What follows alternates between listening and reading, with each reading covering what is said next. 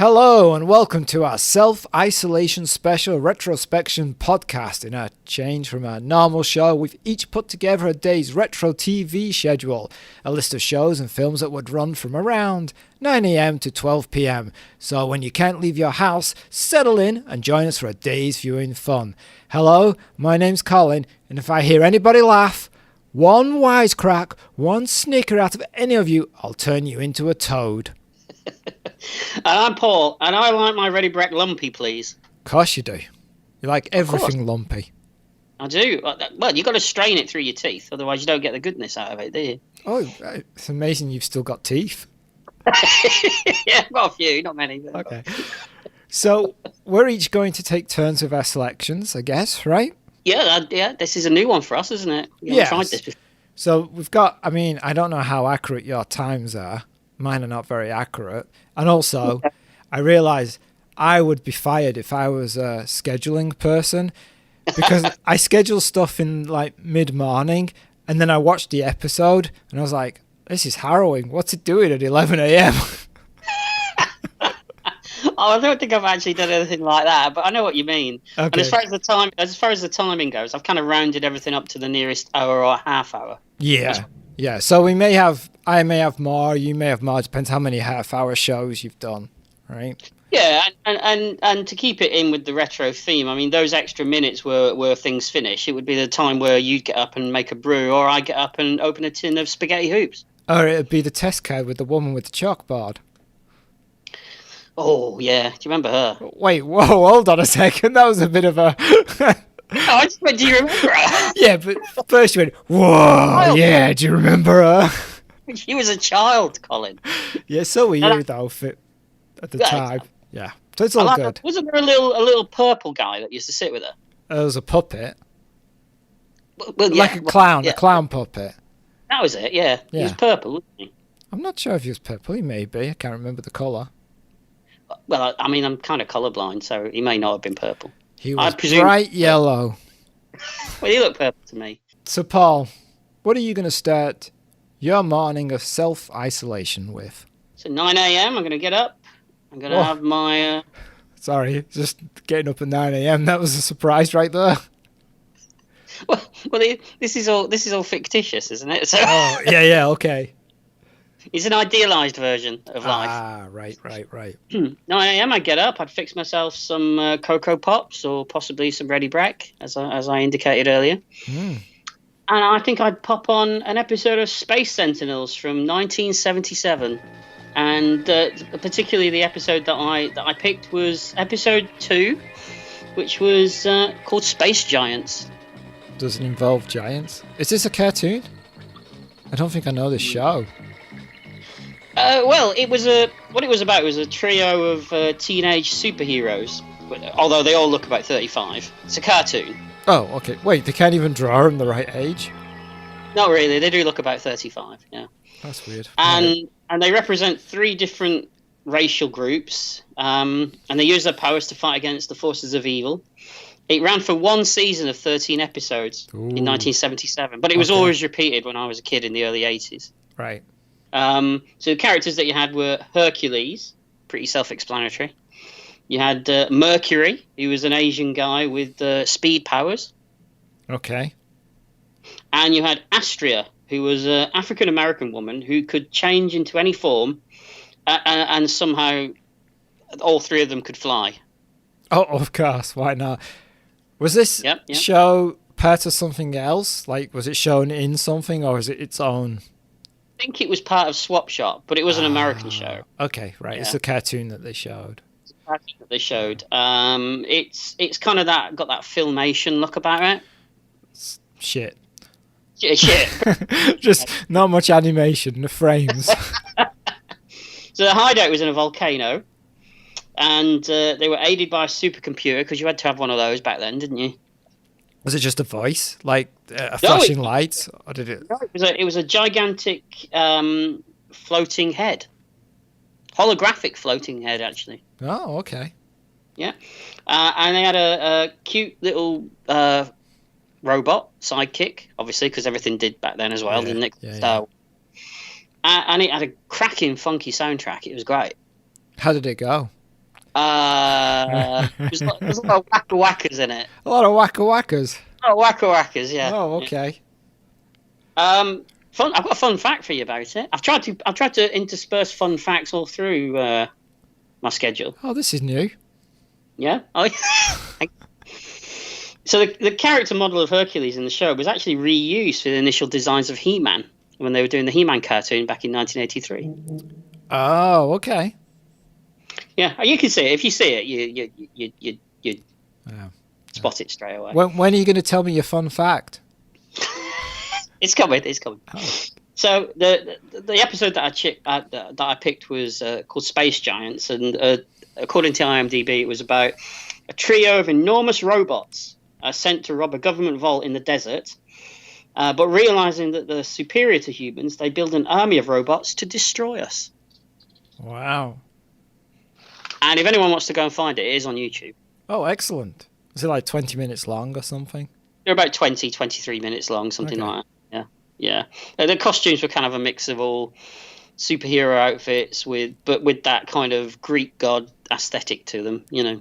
The more you describe it, I think I remember it, but it wasn't a favourite of mine.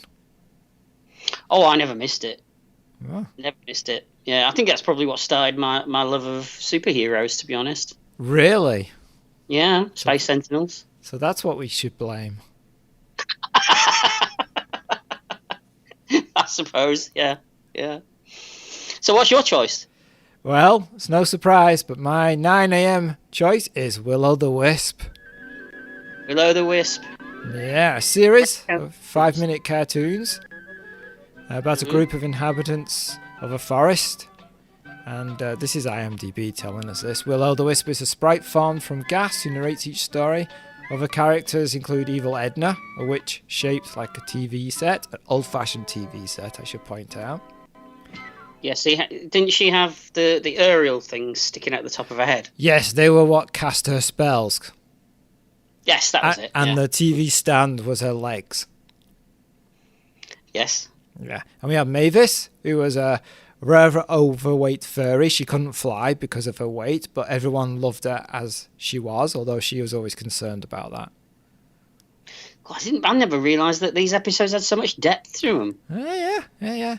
And then there was other characters like the Moog and the Argonauts, which were aliens that flew in a mushroom. When was this? The 70s? Yes. I think we know what was going on there then. Actually, I think it's 81. There's still mushrooms involved. All the voices were done by Kenneth Williams. Mm. Well, yeah, exactly. Well done, Paul. Nice impression. Yeah. And Will-O-the-Wisp itself was actually drawn to look like Kenneth Williams. Yes, I remember that, yeah. Yeah, and we had Arthur, who was a gruff East End caterpillar. Mm-hmm. And he was kind of the protagonist in the show. Kenneth Williams turned up a lot on kids' TV back then, though, didn't he? Didn't he do a few Jackanories as well? Yes, he did. Yeah. Actually, it's funny, but I've noticed that a lot of comedians do children's television in the UK. Them, aren't they? I think a lot of comedians are very good at doing voices. Yeah. And Kenneth Williams was certainly good at that. Yeah. And the episode I've chosen is episode 17, and it's Boring Old Edna. And in this episode, Arthur the caterpillar, he's kind of tired of evil Edna because she's always trying to ruin things. And he gets a woodworm who has a Asian accent. Okay. But it's not a dodgy accent. It's okay. And this is Kenneth Williams doing that. Yeah. But it doesn't make fun of different words or stuff. It's just because every character in this show has a different accent. What does he sound like, Colin? I'm not doing it. We've been banned from that. But he gets this woodworm to eat her wooden cabinet away. So Evil Edna is nude. Wow. Yeah, and then they got away with back then. I know, right? You can see all her wiring. Can you? Oh yeah. And weirdly, her knobs. Well, if it was Kenneth Williams, it'd have to be knobs, wouldn't there? There would. And then she puts on like this thatch thing, and then tells people that if you laugh at this, I'm going to turn you into a toad. And of course, Arthur, he just can't stop himself from laughing. He's turned into a toad, and the episode finishes.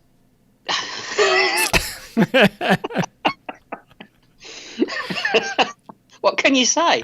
Not much, but it's 5 minutes of what? Okay. It probably makes a lot of sense if you're either stoned or drunk. Yeah, it did. I never knew that Will-O-the-Wisp was so complicated. I mean, I'm a fan of Will-O-the-Wisp. I haven't seen it in years, and I don't remember it being so strange. It's kind of strange, I think. Especially, I think it's strange because the characters and the accents, they seem almost adult-like in what they're saying and doing, even though it's like a furry land. And I think this is one of the things that English children's shows of the 70s and 80s does. There's a lot of stuff that kids don't get, but adults are going, oh, okay.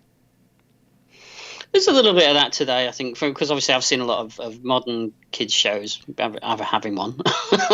But yeah, I'd agree. I think back then there was a lot of stuff that probably went over their heads more than it does now. Yeah. So as I've done a 5-minute show, should I do my next one? Yeah, go on. Okay. 9:05, we're going with Charlton and the Wheelies. No, this is not a shock for me, this. I thought you were going to pick this. Why? Because I know it's something that you like. Okay. You used to do the voice all the time, I remember. Hello, little old lady. That's the one, yeah. So IMDb says, a wonderfully eccentric series about Charlton, a happy-go-lucky dragon, named after a suburb of Manchester. Charlton? Is that a suburb of Manchester? I guess. I didn't know that's where the name comes from. Who unintentionally foils the evil schemes of a mad Welsh kettle witch who tries to stop Charlton and the Wheelies having fun. More drugs. Possibly. This was a stop-motion show that ran from 1975 to 1978, and it's set in Wheelie World because all the characters have 3 wheels. You know why they have 3 wheels? No. Easy to animate. Yes, because they're all like you said, they're all stop-motion, wasn't it? Yes. Yeah. And the Kettle Witch, Fenella, she's always coming up with plots to kind of get rid of Charlton because she doesn't like the fact that Charlton makes the Wheelies happy. Okay. Yeah, and I've chosen episode 5, which is Charlton and the Crime Wave, which is where Fenella starts to commit crimes and then leaves evidence pointing to the fact that it's Charlton who did it. Oh, that's a classic Sweeney plot, that is. Yeah. We're the Sweeney. Hello, little old lady.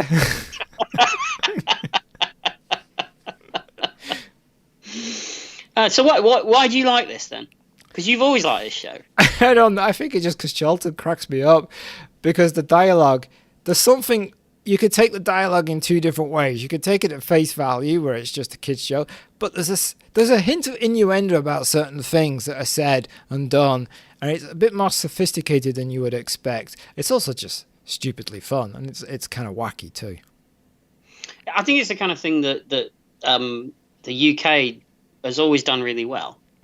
This kind of stuff, right? Will-O-the-Wisp and Charlton and the Wheelies, and there's a couple of other ones as well which are really out there. Things like Mr. Ben and things like that. Yeah, you know.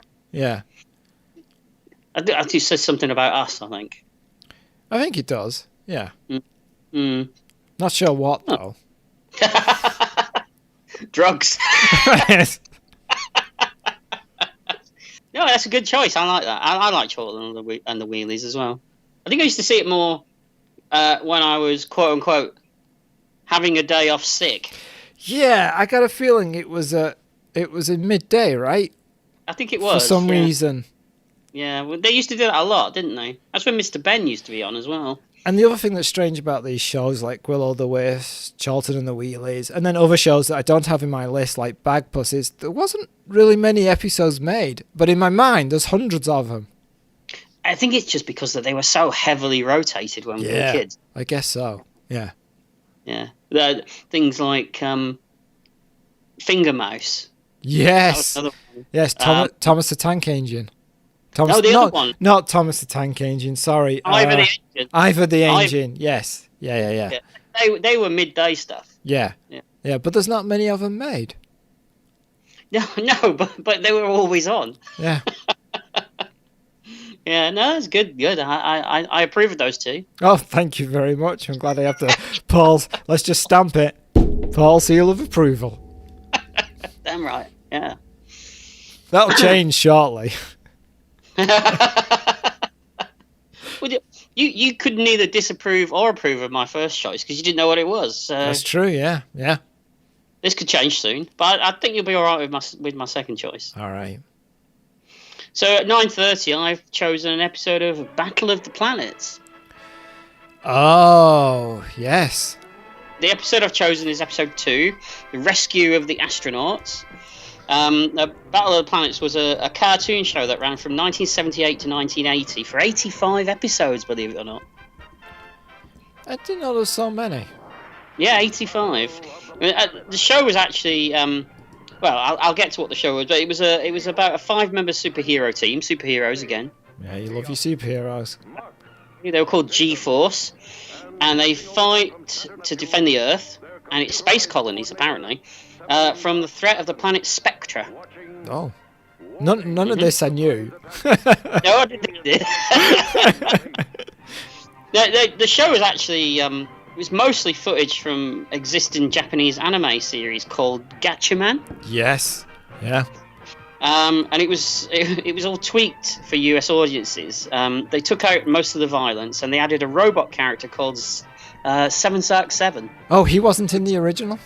No. He was. He kind of looked like R2D2. Yes. Yeah. And he was there to tie all the footage together and create a story that was completely different from the original story that they'd taken the footage from. Right. Huh. So you got to give props for that, because that's quite a clever thing to do, isn't it? Yeah, that seemed to go on a lot more back then, because I'm thinking of Monkey Magic.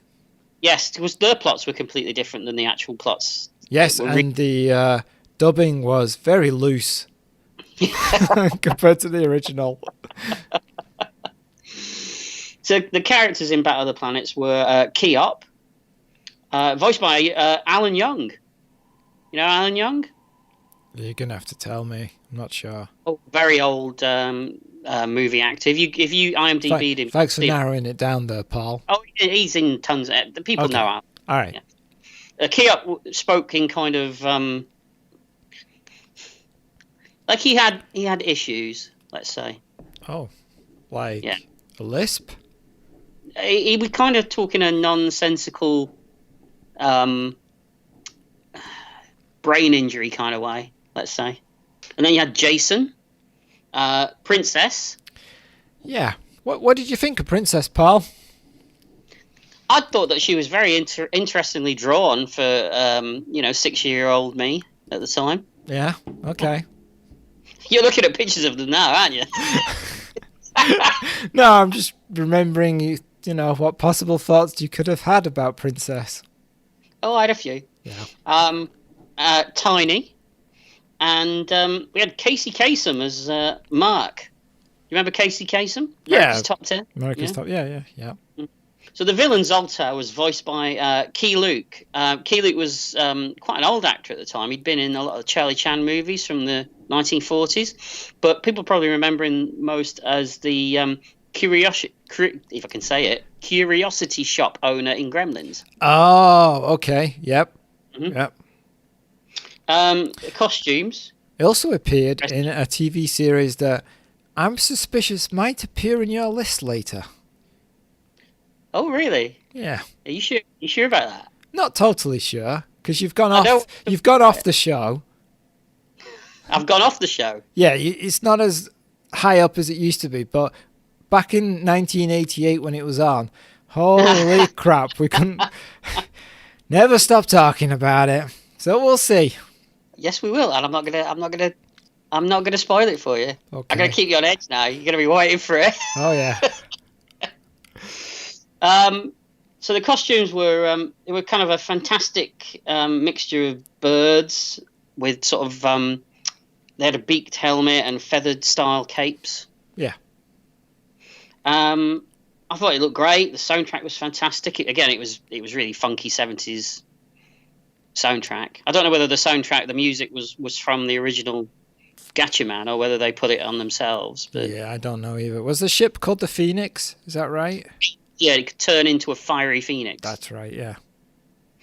So this episode that I chose, episode 2, Rescue of the Astronauts, was it was about 2 astronauts returning from a mission, and they disappear upon re-entry. That's the worst place to disappear. Depends. You got to get out of there quick. Yeah, you know. And G-Force are called in to investigate, and I always remember the voiceover for Battle of the Planets at the beginning that kind of told you what was happening. And it had this line in it that said, "They're watching for alien attacks from beyond space." Oh, where's that? Beyond space? What's beyond space? More space? Yeah. They could just said they're expect attacks from more space. Which was the forerunner to MySpace. Oh, very good. That dates us, doesn't it? Yeah, it does. If we were doing this podcast 15 years ago, we'd be all right, wouldn't we? We'd be amazing because we'd be the first to do podcasts. No, trendsetters. Yeah. Do you remember that 7 was always trying to get off with Susan, the sexy computer? Vaguely, yes. Yeah. I like Susan. She had a nice voice. Let's move on. Yes, I think we're done there. So what's your next choice, Colin? Well, I'm still at 9:10 because all mine are really short at this point, but I'm going for Danger Mouse. Oh, of course. Okay. Of course. So IMDb says Danger Mouse, the greatest secret agent in the world, must follow Colonel K's orders and try not to break Professor Squawk and Cluck's inventions. But I don't remember Professor Squawk and Cluck being in the original. I thought she was a character created for the reboot that came recently. I don't remember that. That's strange. To foil Baron Greenback and his henchman Stiletto's plans. So this is an animated TV series from 1981. It was originally voiced by David Jason and Terry Scott. Mm-hmm. And Danger Mouse is a superhero, mouse, that lives in a postbox, and he's ably assisted by his sidekick Penfold. And they are both sent. Go on. Would you call him a superhero? I thought he was more kind of like a spy. Yeah, I mean IMDb calls him a superhero, but all right, spy. Okay. Spy's fine. I don't mind. I mean, I'm not arguing the semantics of Danger Mouse with you. I think you are, but should we go deep? We're going to go deep on Danger Mouse. Rest of the podcast is just about Danger Mouse. Is he a spy? Is he a superhero? Is he a rodent? What is the defining line between the both? I mean, is James Bond a superhero?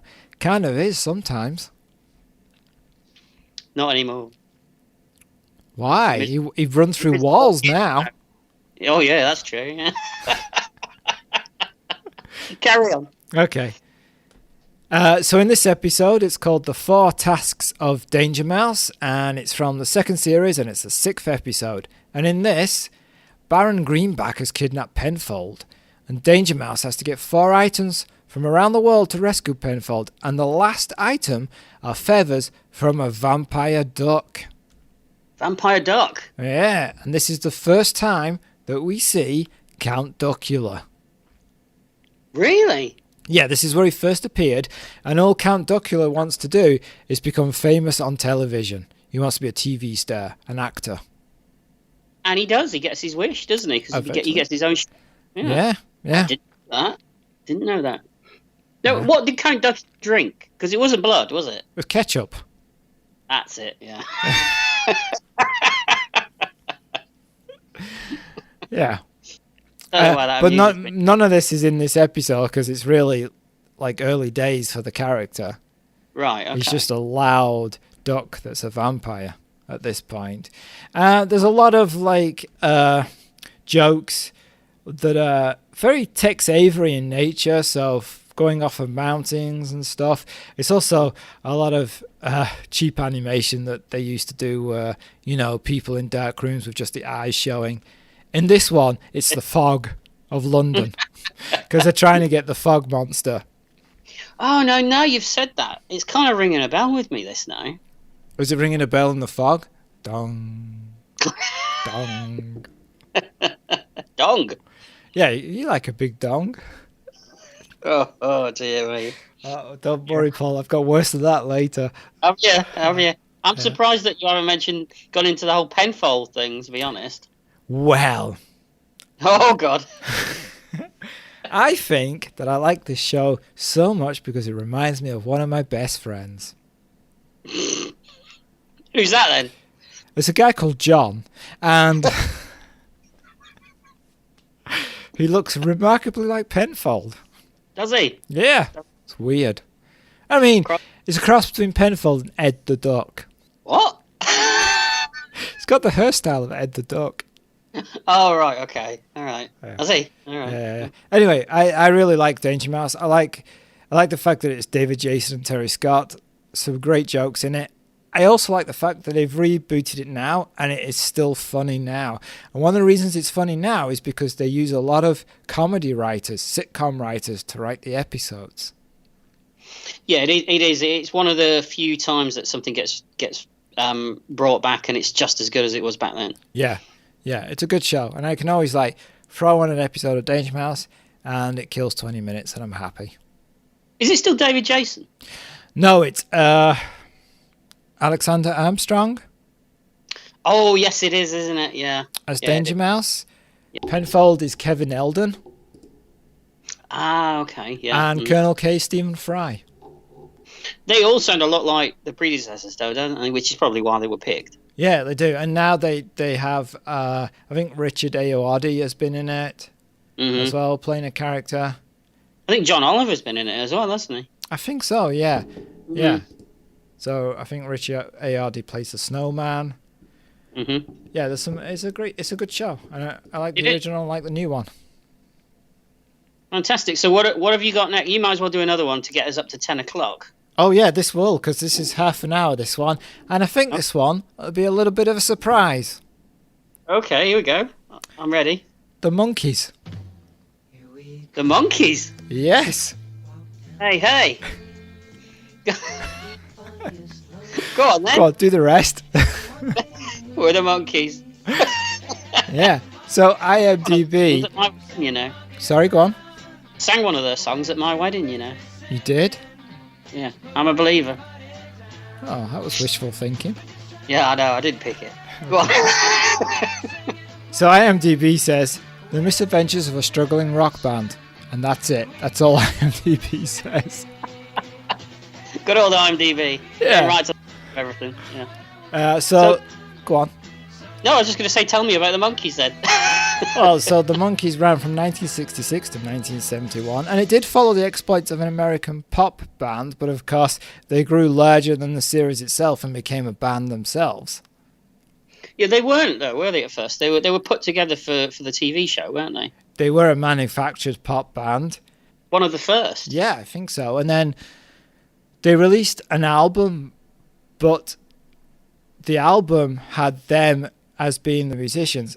And the Monkees were not happy about this at all because they always publicly admitted that they were actors pretending to be a band. So when the producers and the music people faked it, they were like, no, this is nonsense. And so they actually got rid of the music supervisor at this point. They fired him. And they started to learn how to do their instruments and they wrote their own songs. And then they actually became a real band because they were unhappy about the idea of being a fraud. Yeah, and because of what they finally ended up as, they're often named as kind of like the American Beatles, aren't they, of the time? Beatles loved them. I can see that, yeah. Yeah, publicly. They not just for the fact that they were comedians and actors, but also for the music as well. Yeah. Yeah. I like the show because I'd forgotten how insane it is, how it breaks the rules. I mean, and the episode I've chosen is the 5th episode, and it's called The Spy Who Came In From the Cool. All right. And obviously, it's a parody of spy films. The monkeys are mistaken for Russian spies when they accidentally buy a pair of maracas that contain a hidden microtape. Pair of what? Pair of maracas. All right. Oh, for some reason in the show, a lot of people keep saying it maracas. Maracas? Yeah, I'm not sure why. Okay. Wasn't one of the monkeys English? One of them was, right? Yeah. Davy Jones? Davy Jones, that was him. Yeah. So, this show has it has a lot of jokes about spy films, spy TV shows. It also has a lot of breaking the fourth wall. There's one where they have a lamp and David rubs the lamp and then a genie appears and she's dressed like the character from I Dream of Jeannie. Oh, right. And she's like, "Master, what would you like?" And he just looks at the camera and goes, "What do you know? Wrong show," and then leaves. So there's a lot of stuff like that, and actually we'll see some of these kind of jokes in a later series that I've chosen. But I think it's just a fun thing, and also I like the Monkees music as well. Do you know what? I didn't know that about you. You didn't know I love the Monkees? Oh yeah, Headquarters is a beautiful album. Yeah, love the Monkees. Didn't they do kind of an experimental movie later? Head, that's it. Jack Nicholson's involved in it. Yes, great film. Yeah. It's about really? Yeah, because it's about like it's them exploring themselves as actors and a fake band, trying to seem relevant in a time that they're not and moving. It's a great film. It really is. So there's still monkeys in it? Yes, they're in it. Mm-hmm. No, I mean they're still playing. Yeah, they're playing the Monkees, but they're playing it very differently. So this was after the TV show? Yeah. Okay. Interesting. I might have to go. It's one of those movies that I've always heard about but never actually seen. So I think I should go and look for that. I think. Even if you don't enjoy it, it's still interesting. Oh, I love a lot of particularly late 60s, early 70s kind of experimental nonsense. Okay. That's I don't know the best way to put it, but I do like all that kind of stuff. So. Yeah, well, that'll definitely fit into that category, if that is really a category. Well, I've got something in that category coming up later. So. Oh, dear. Okay, so 10 a.m. And what a surprise, it's more superheroes. Is it just going to be a day of superhero stuff? It's not. No, I think this. Okay. I can't swear to it, but I think this could be the last time. Oh, all right. Right, I'll hold you to this. Yeah. Oh, don't do that. Never hold me to anything. No. So 10 a.m. and I've picked an episode of Spider-Man and His Amazing Friends, which was a TV show cartoon series that ran from 1981 to 1986 for 3 seasons. How many episodes in a season, roughly? About 12, but I think season 2 only had 4 for some reason. Oh, all right. I should check. I've got it on a box set, so believe it or not. Of course you do. I like the way you went, believe it or not. Oh yeah, I believe it. There's no need to add that bit. So I've chosen episode 7, 7 Little Superheroes. I'm sure you can imagine what that one's about. It's about 8 little superheroes. But it's actually a play on 10 Little Indians. Ah, okay. Oh, I like that idea. Yeah. So the show's about Spider-Man, obviously, battling crime in New York with the help of Iceman and Firestar. And they all live together in an apartment with Firestar's small dog called Ms. Lion. Now, for some reason, Firestar sticks in my mind. I don't know why, Colin. No, I don't know why. I'm not a big superhero fan, so there must be something about that character. Is it a woman? It is a woman, yes. Okay. Now, Firestar was actually a character that was created specifically for this TV show. She wasn't from the comics. So I must have seen this series at some point. I'm sure you did. It used to be on Going Live. Then, yes, I would have seen it then, yeah. Yeah, so I'm pretty sure, as you say, my love of Firestar as a 7-year-old boy had nothing to do with a skin-tight costume. Absolutely not, Paul. Not at all. No, not at all. Apparently, the tiny little dog, Ms. Lion, was actually one of the deciding factors for selling the show to NBC. Wait, They wanted a tiny dog in it. the dog was important. The dog was important to NBC. They had to have the dog, otherwise they weren't going to take it. Okay. All right. Let's just let that one go. It's good to know that TV companies made decisions back then just like they do today. Apparently. So on the show, the characters teamed up with other Marvel superheroes like Captain America, the Black Knight, and the X-Men. And the show featured voice talents of people like Dan Gilvezan, Kathy Garver, and the great Frank Welker, who's pretty much in every cartoon series from the 80s that we watched. Okay. And it also had narration from Stan Lee. Oh, so he actually gets something to do in this. He used to open every episode. All right. True Believers. Every episode was how he used to start every episode. On this episode, it's kind of, as I said, it's kind of a riff on 10 Little Indians. So a mysterious stranger invites Spider-Man and his friends to his isolated country house. And he also invites the Submariner, Shana the She-Devil. She was a new one on me. Yeah, never heard of her. Captain America and Doctor Strange. And his place is called Wolf Island. And Spider-Man goes? I mean... Oh, he goes all right. Oh, Don't you okay. worry about that. All right.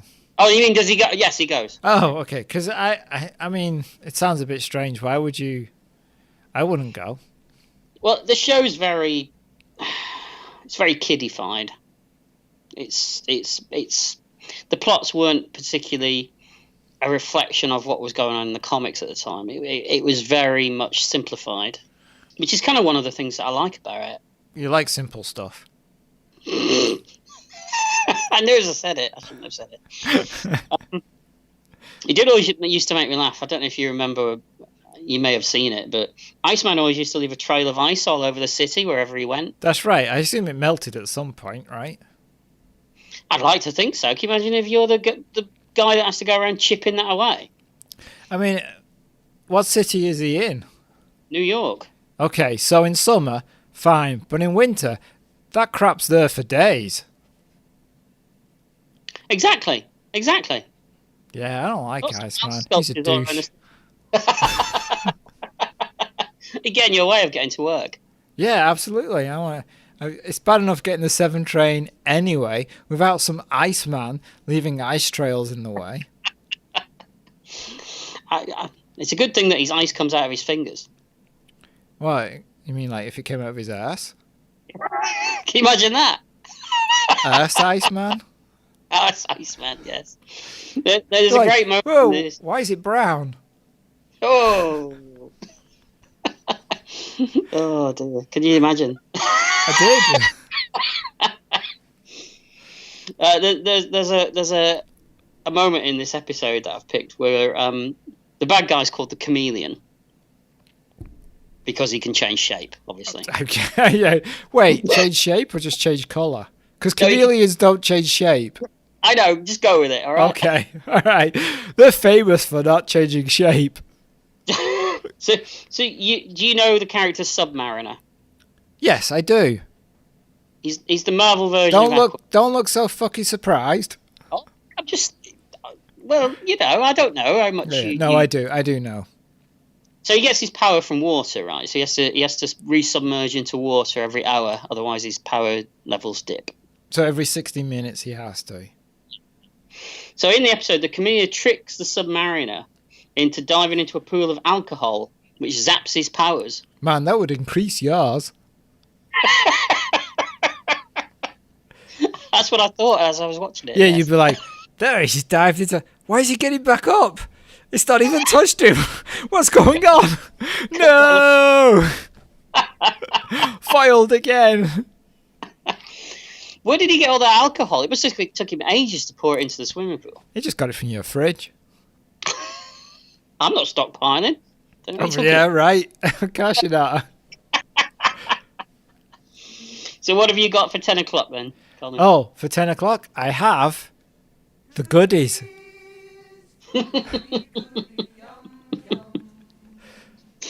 So come on, tell me what the goodies is, as if I didn't know. Well, the goodies are a 3-man agency whose brief is to do anything, anytime. This gives the series carte blanche to do whatever it pleased, with a cartoon-like surrealism and a heavy reliance on slapstick. That's IMDb. Yeah. Of course, we know that it's obviously 3 comedians, Bill Oddie, Tim Brooke-Taylor, and Graham Garden. And this episode is season 5, so it's one of the later seasons, episode 12, and it's Bun Fight at the OKT Rooms. Sorry, what? What fight? Bun Fight. Oh, right, okay. Okay. Cheap gag, Paul. You should be ashamed. Why would we stop now? I think you should use a singular. Oh, sorry. Why would I stop now? There we go. So in this episode, the goodies are broke, so they go out prospecting and they find a cream mine. But Graham gets greedy and wants all the cream to himself, leading to a tomato ketchup stained showdown between the 3 of them at the OKT Rooms. I remember the goodies as being kind of a Monty Python light. Yeah, I think, you could say that. It's weird because I remember them as being a kids show, and then I've watched quite a few, and there's a lot of nudity in it. It makes me think it wasn't really intended for kids after all. Did it make you think, I can't believe I was allowed to watch this? Yeah, well, actually, it made me think, did I really watch this at the time? I think we did. I remember it as a kid, yeah. I remember seeing episodes when they were new.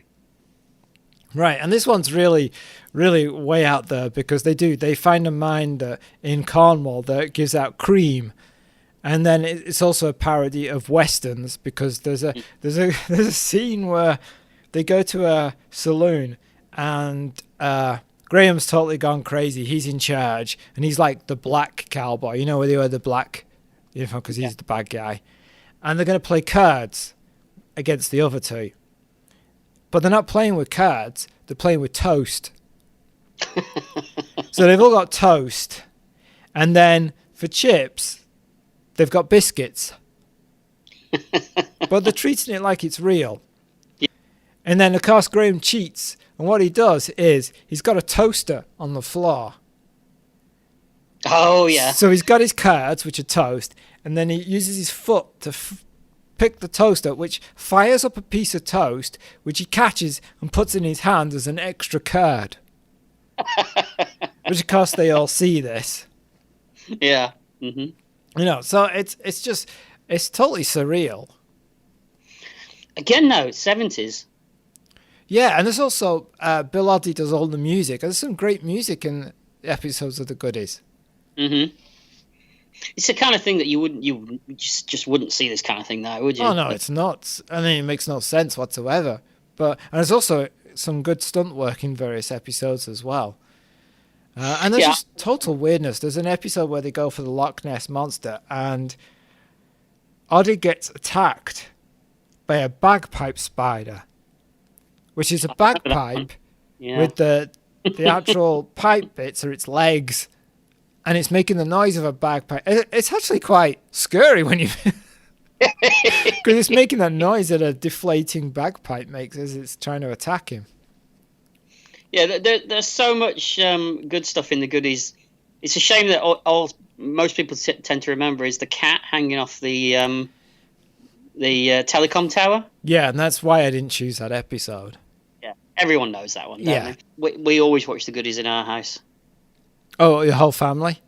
Yeah, we used to. Which, again, having seen it since and noticing all the nudity that's in it, I'm shocked that I was allowed to watch it. Yeah, it's strange, right?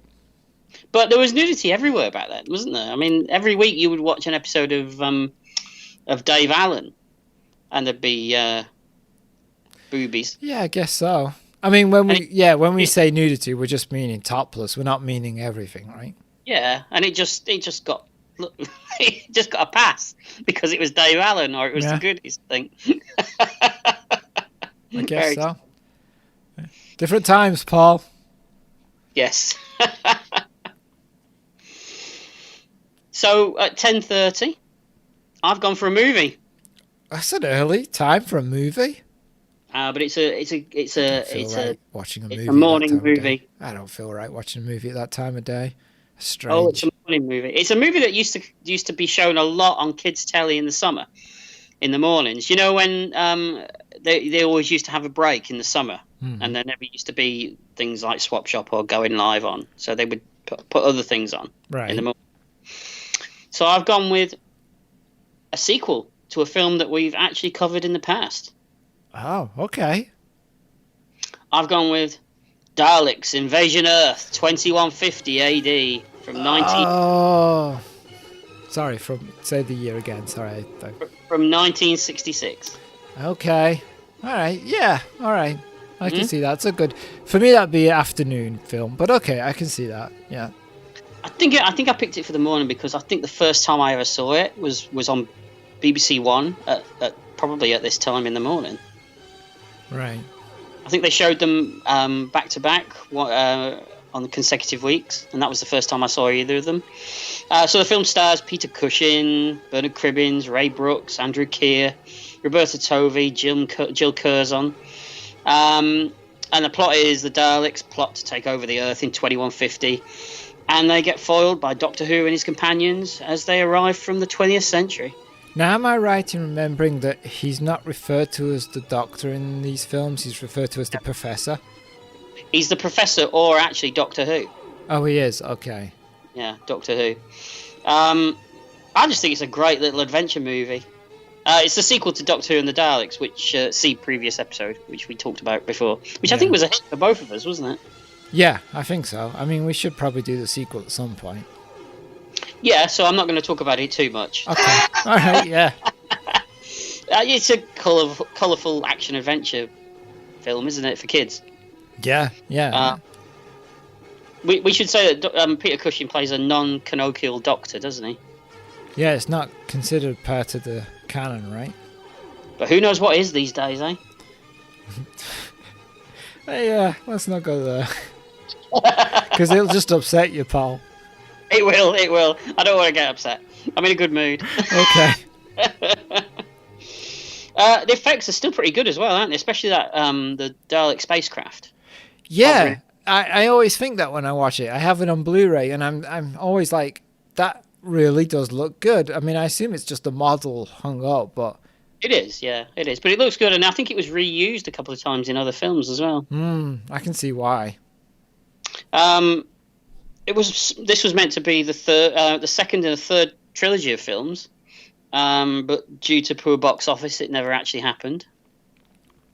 Now, are these Hammer or Amicus films? Amicus. Yes, okay. I think Hammer was originally going to do them, and then it switched at some point for some reason. Yeah, that was the case. Yeah, they were going to adapt the story The Chase, I think, for the third movie. So we should say that both of these movies were adapted from the TV episodes. Yes. Yeah. But very different from the episodes.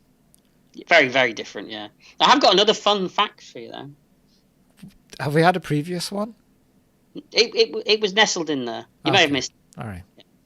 So this film was part financed by the Quaker Oats Company. Okay. And... they were the makers of, you remember Sugar Puffs? I think they still make them, actually. Yeah, I think so, yeah. And that's why you see several posters for Sugar Puffs all around the ruined walls of London in the film. Okay, I didn't know that. That's funny. Yeah. So what have you got at... is it 10 or 10:30 for you? Well, I'm 10:30 at this point. Yeah. Thought it would be, yeah. So I'm throwing in a comedy. Oh, all right. Yeah. And I'm going with... Frasier. Ooh. All right. Contemporary-ish. It is. It's still before our time, right? It is, yeah. So Dr. Frasier Crane moves back to his hometown of Seattle, where he lives with his father and works as a radio psychiatrist. Mm-hmm. That's it for IMDb. And in this episode, which is the 19th of the 4th season, it's ham radio. Frasier tries to direct an old-time radio drama, but his over-directing turns the show into a complete disaster, just as Niles predicted. I love Frasier. Doesn't surprise me. Like I've binge watched this, and I can just sit down. If there's an episode and it's on, I will just sit down and watch it. I love this show. The writing is amazing. Mm-hmm. The weird thing is I've never really seen much of it. But yeah, I was a huge fan of Cheers. In my opinion, personally, this is better than Cheers. Mm-hmm. I think a lot of people think that, don't they? I'm sure there's different opinions. Different opinions are available. we just don't like them. No. And this one is more like a farce, because he tries to do this radio play, and it's just the lines are perfect in the whole episode. All the characters are great. You don't actually need to have seen any other episodes to understand this one and to connect with the characters in this, but it is a really good show, and I don't know, it's one of my favorite comedies. It's your first American choice as well, isn't it? Yeah, there's a few American ones here and there. Yeah, I've got one or two. Yeah. Oh. I didn't know that you like Frasier as much as this. Yeah, there you go. So we're learning about each other. We are. Yeah, interesting to us, not to anybody else. It's just amazing that we can still learn something about each other, Colin. Technically, should be a catchphrase of the podcast. It should be. We should put it on the blurb underneath. Yeah. Interesting to us, nobody else. We've got a few. Yeah, literally a few. A few keen listeners. Gluttons for punishment. Yeah. They probably use it while they're in the basement being whipped. Add to the atmosphere. Yeah. Okay, all right. Well, I'll take that as long as they download it. I don't care. I've heard you take it, being whipped. Oh, are we there? Is that where we are? We're going. We're there now, are we? Yeah. It's midday now in our listing. Yeah. I should point out also, this is kind of where my scheduling goes off kilter with what would happen in real life. All right, okay. Well, at 12 o'clock, I've got another movie. Okay, so you're already an hour ahead, and you're going to be even more ahead, so I'll probably have to catch up at some point. Okay. And I've just realised, looking at what my next choice is, that I lied to you earlier about my superheroes. Two things. One, you're a liar. Two, yes. Choosing a bunch of movies is cheating, because it means you have to choose less shows. Oh, I've got some shows coming up, don't you worry. Okay, all right. I think I've only picked 2 movies in here, and then 2 more movies. My last 2 choices are movies at the end of the night. I only have 2 movies for the whole day. Oh. Well, we said we could pick what we wanted, so I picked what I wanted. Yeah, no, it's fair enough. That's me. Cheating. It's not cheating, it's what I would watch. Yeah, lazy. No, it's supposed to be my perfect day of retro TV and film. Yeah, which is, you couldn't be bothered getting up to the Blu-ray player and changing the discs. So if you choose more movies, it's less getting up, right? I got it. I know where you're going. No. I. You know what? Some of the things that I've picked later on, I had to really go and look for. Oh yeah, maybe we shouldn't talk about those. That's what I did in the 10 minutes between. They sound dodgy. No. Well, at 12 o'clock, I picked Superman the movie from 1978. It's a perfect afternoon movie, I think. So it stars Christopher Reeve, Margot Kidder, Gene Hackman. So the synopsis, according to IMDb, is an alien orphan is sent from his dying planet to Earth, who grows up to become his adoptive home's first greatest superhero, Superman.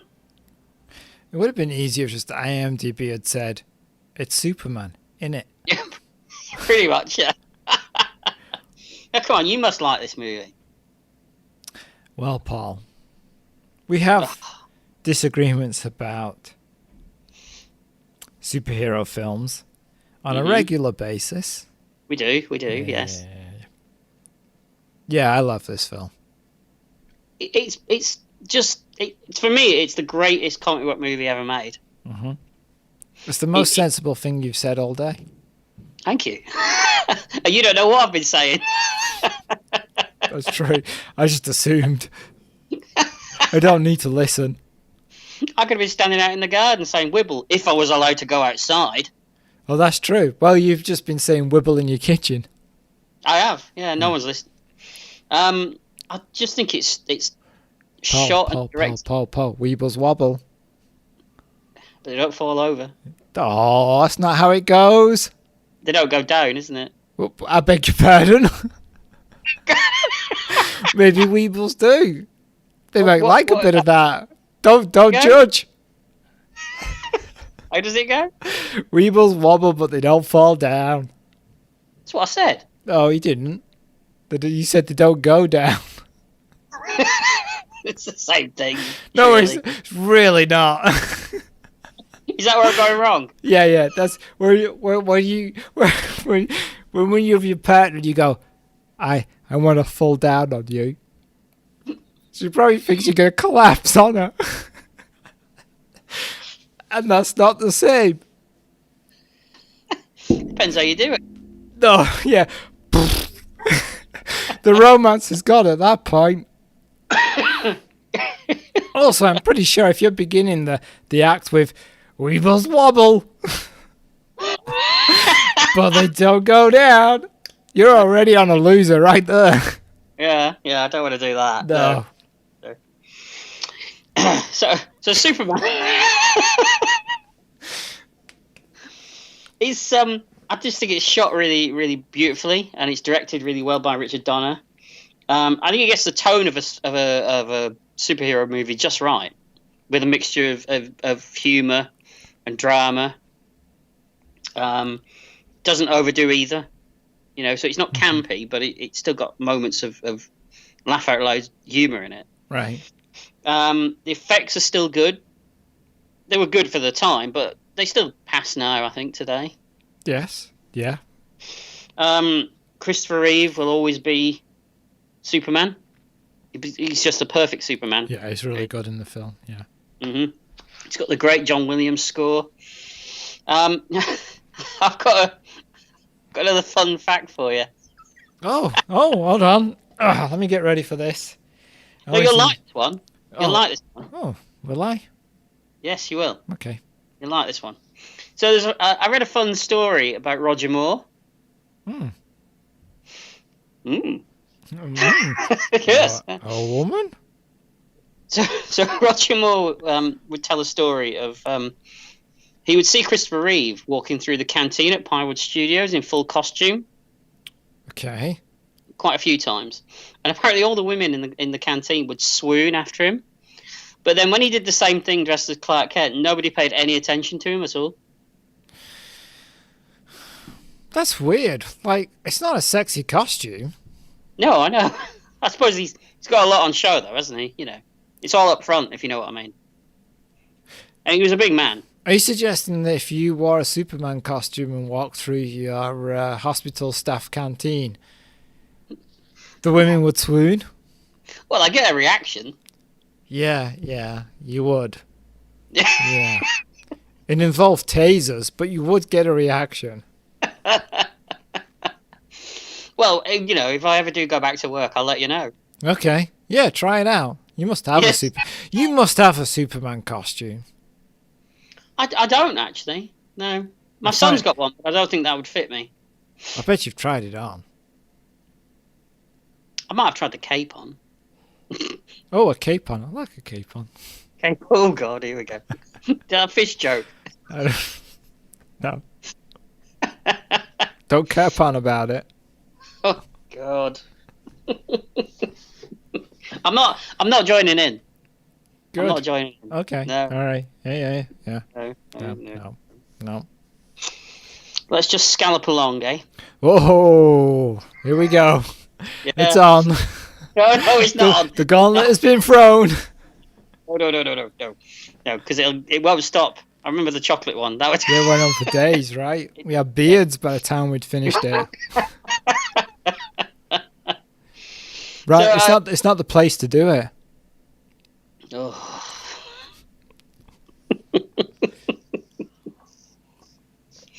All right, so do you have anything else about Superman? Because I probably have to do a couple to catch up.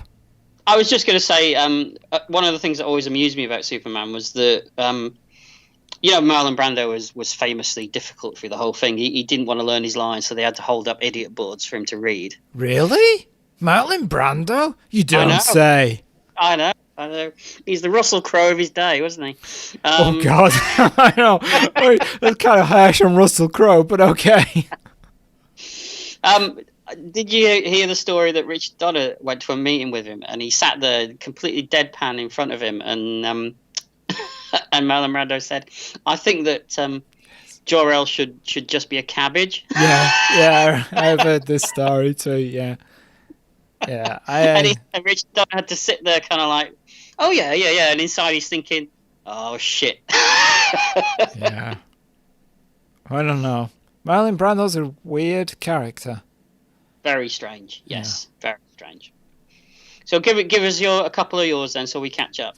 Because I'm up to 2:30 on mine. So. All right, I'm only at 11. And I'm still like easing into my morning, Paul. I'm not jumping in with big movies. So at 11 a.m., I'm going with Magnum P.I. I thought you might. I thought Magnum might appear at some point. Okay. The Adventures of a Hawaii-based private investigator. That's all we get from IMDb. They're not wrong, technically. No, it's fine. So obviously it's Tom Selleck as Magnum. And the episode I've chosen is actually from a later season. It's from season 7. It's episode 17 and it's called Laura. And on the face of it, this is a very run-of-the-mill Magnum episode. It doesn't have the quirkiness or the delights of some of the earlier ones. But what it does have is Frank Sinatra's last acting performance. Really? Mm-hmm. Frank Sinatra guest stars in this episode as a New York cop who goes to Hawaii to try and hunt down the killers of his granddaughter. So what year was this? This is from 1987. And when did he die? Tell you what, Alexa, when did Frank Sinatra die? Frank Sinatra died on the 14th of May 1998 at the age of 82 due to bladder cancer and heart and kidney. Whoa, we don't want details. Jesus, bring the tone down. Just want to know when. It was a good 10 years after then. Apparently he died in 1998, for those that couldn't hear it. Yeah, but this was his last acting performance. Doesn't mean he didn't go on doing other things. No, I was just thinking about how compos mentis he was in the episodes. He's perfectly okay in the episode. Oh right, yeah. I've seen this. I have to say, I don't think I've seen a lot of later Magnum, to be honest. Right. Yeah, the episode's fine, but what's interesting is there's a section where they're trying to get Frank Sinatra's character and stop him doing from something that he's going to do, and they're looking around the streets and they're asking people if they've seen him, and this whole sequence is done to a Phil Collins song. Really? Full length of the song too. It goes on for like 4 minutes. So do you think this was an impact from Miami Vice? 1987, Miami Vice is 85. It seems like it, yeah. Feels like it too. So what is it about Magnum that you like then? First of all, I like detective shows. Tom Selleck, I kind of like him as an actor. Yeah. I think he's very underrated. Yeah. And I like Magnum because not only did they start off pretty, I think, formulaic, but then they kind of played with it a lot. Isn't the later seasons he's in a coma or something? Or he's a ghost? That's when he gets shot and comes back. But that was also because they didn't know whether they were going to continue or not. But also Higgins plays multiple characters. He plays cousins and brothers and stuff of himself. There's also a lot of breaking the fourth wall. also plays with the old idea of a detective show in that it has voiceovers narrating what's going on. Oh, I think it's probably a show that we might have to look at. I think maybe we should. Yeah, I think we should do Magnum. But not the novel, Paul, which is one of the worst things I've ever read in my life. Is it as bad as the Flash Gordon novel that we talked about? It's worse than the Flash Gordon novel because the Flash Gordon novel was entertaining. This, the Magnum novel, ugh. In what way? So every character, even if they only have 2 lines, has pages and pages of backstory, which is usually pretty racist or misogynist or homophobic. Okay. So is this based on the teleplay for the pilot? Yes. Book come first? I'm assuming the episode because I reckon about 10% of the episode is in the book. I see. So this writer's adding a lot of his spin onto it then? Yeah. There's one review on Amazon. Okay. And this reviewer says that when the book first came out in the late 70s, I think he says late 70s, he wrote to the head of Granada Publishing to complain about the book. Really? And he says that the head of the publishing company wrote back and said, "In my defense, I wasn't working here when that came out, but yes, it is terrible."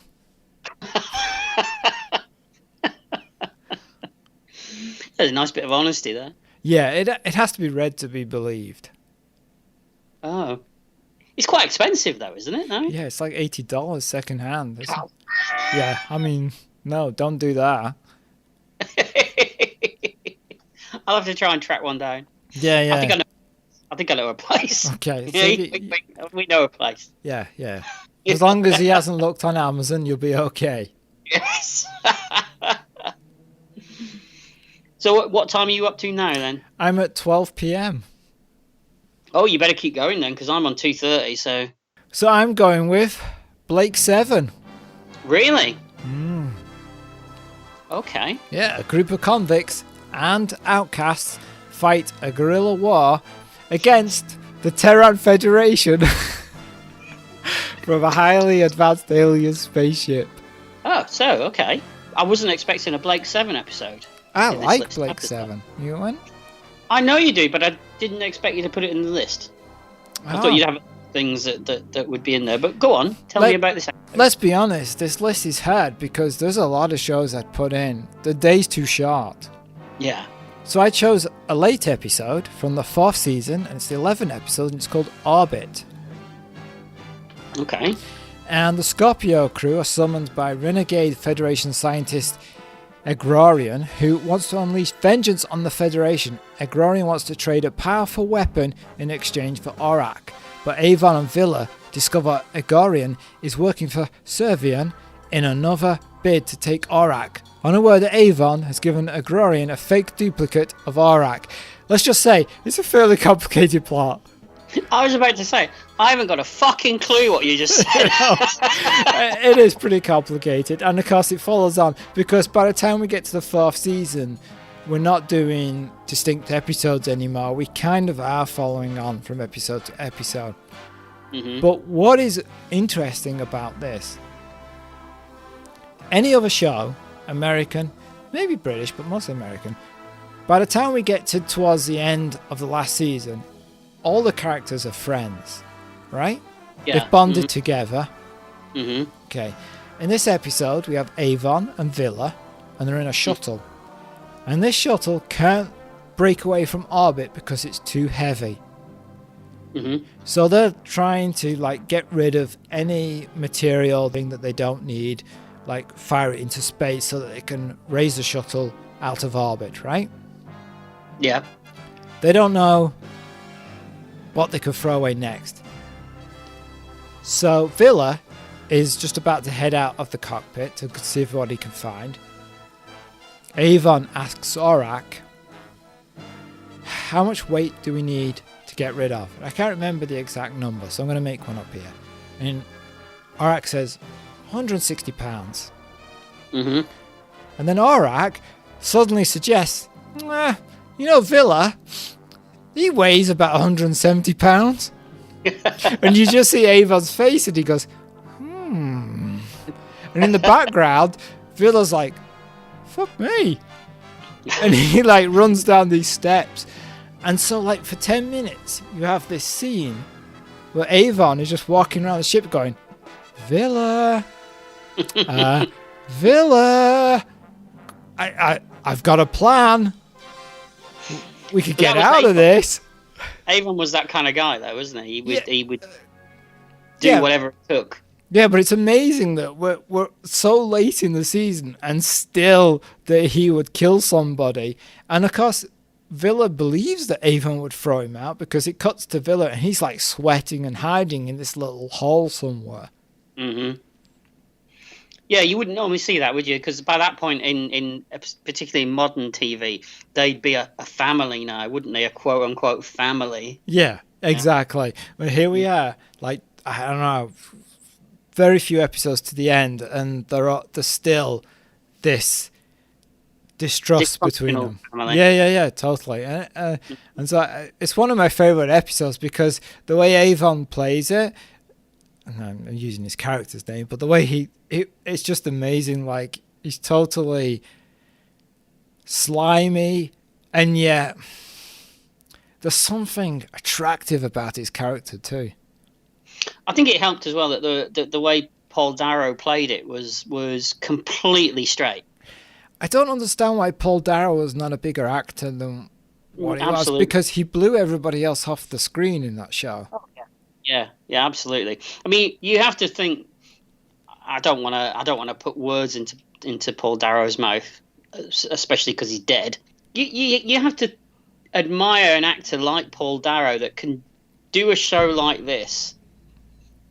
That I'm not saying he's better than this show, but he is, really. Let's face it. Totally.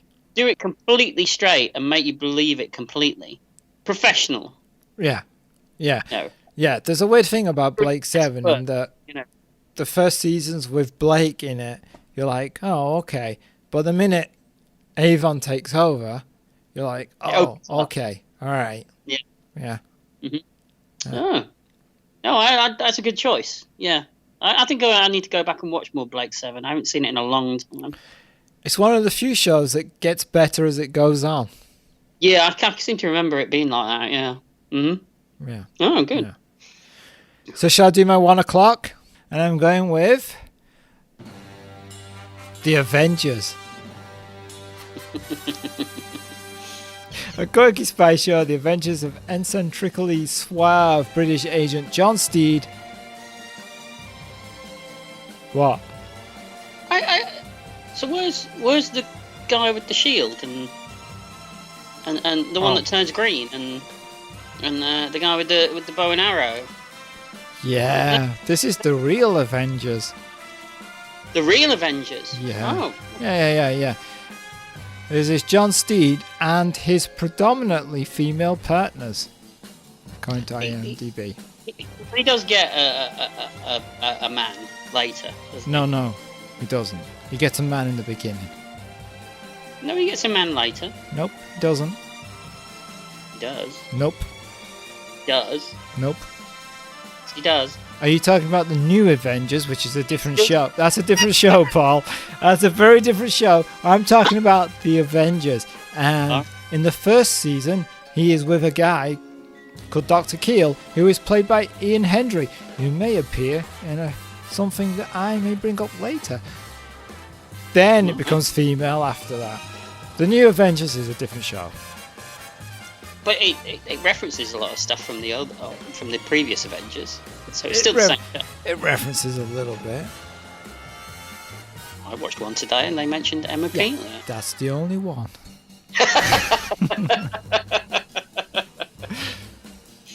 So which episode did you choose? I chose Season 4, Episode 9, The Hour That Never Was. Go on. On their way to a closing down party at an airbase, the Avengers car crashes when they swerve to avoid hitting a dog. The airbase proves to be deserted and Steed is knocked out When he recovers, he's back at the car, but minus Mrs. Peel and the party. When he gets there, he's in full swing. It would seem that he's gone back an hour in time. That's from IMDb. It's not totally accurate because the first time he wakes up, he's with Mrs. Peel, and they spend a lot of the show walking around this deserted airbase, and then they find a milkman who's knocked out. Then Steve gets knocked out and it goes back to this bit. So it's interesting that most of the show is basically just the two of them walking around talking. But that was what made the show great anyway, the two of them and the way that they interacted, particularly Dinah Rigg and Patrick Macnee. Yeah, there's a great scene where they're talking and they're walking across a kind of bridge with a little low wall, and Steed is just walking normally, but she's on top of the wall. Mm-hmm. And it's just like odd stuff like that they do. But also, this episode is mysterious because it's not until towards the end you realise what's going on. And what is going on? Well, I don't want to give the game away. You're going to make me watch it? Yes, I'm going to make you watch it. There's also a great fight sequence because Mrs. Peel always can handle herself. And there's this great scene that reminds me of... Knock it off. Rude. Don't accept that. Didn't say anything. There's this scene where... And it reminds me of a scene from Tomorrow Never Dies. Okay. Where she grabs a fire bucket and she throws the contents of the fire bucket in the person's face. And then she goes to hit them with the fire bucket, but she tests the fire bucket and it's just like this flimsy plastic. And she just pulls his face like, oh, this is not going to work, and just throws it aside and then carries on. And the scene I'm thinking of in Tomorrow Never Dies is where Pierce Brosnan tests the weight of the ashtray.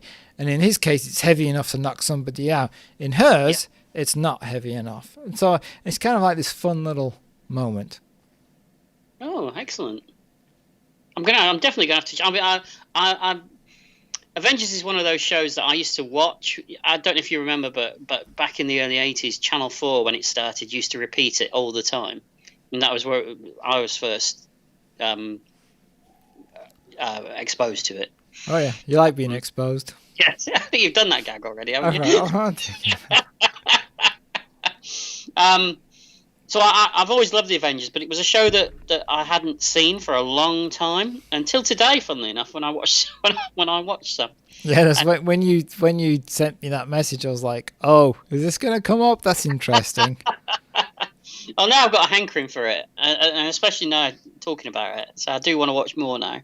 Yeah, it's a good show. It's a good mystery. It's well written, and the characters are great. Yeah. Dinah Rigg's chemistry, as I said before, with Patrick Macnee. It's the best chemistry of all the companions that he has. Let's call them companions. Yes. Team. Yes. Yeah, and she set the template for it. I don't know. Honor Blackman was pretty. All right. Okay. Yeah. But no. Yeah. I'm definitely going to check out more Avengers now that we've been talking about it. Available on Blu-ray, and they look good too. I know they do. Yes, I'm often. I've been looking at them today. You're not surprised, are you? No, I'm not. Yeah, very quirky Britishness to Absolutely, them. Absolutely, yes. Yeah. It's the kind of thing that I think those terrible Kingsman movies try and steal a little bit of it at times, don't they? Yes, badly. Very badly, in a very we're not ones to talk, but very vulgar way as well. I don't know what you mean, Paul. You know, the Avengers could do innuendo. Yes. But there's class to it. Exactly. Yeah, exactly. Yeah. Excellent. Mm-hmm. So I'm at 2 p.m. So do you want to go? Well, I'm at 2:30, so I can do one if you like. I've got a TV episode for you or something. Okay, that works because I've got a movie at 2 p.m. Okay, so at 2:30, I've got. And you hinted at it earlier. You gave a little bit of a... Did I guess? Did I? Little bit of a teaser there for the listeners. Yeah. I've picked an episode of Beauty and the Beast. Oh, I knew it. I knew it. Are you surprised that I knew it? I didn't think you would think of it, no.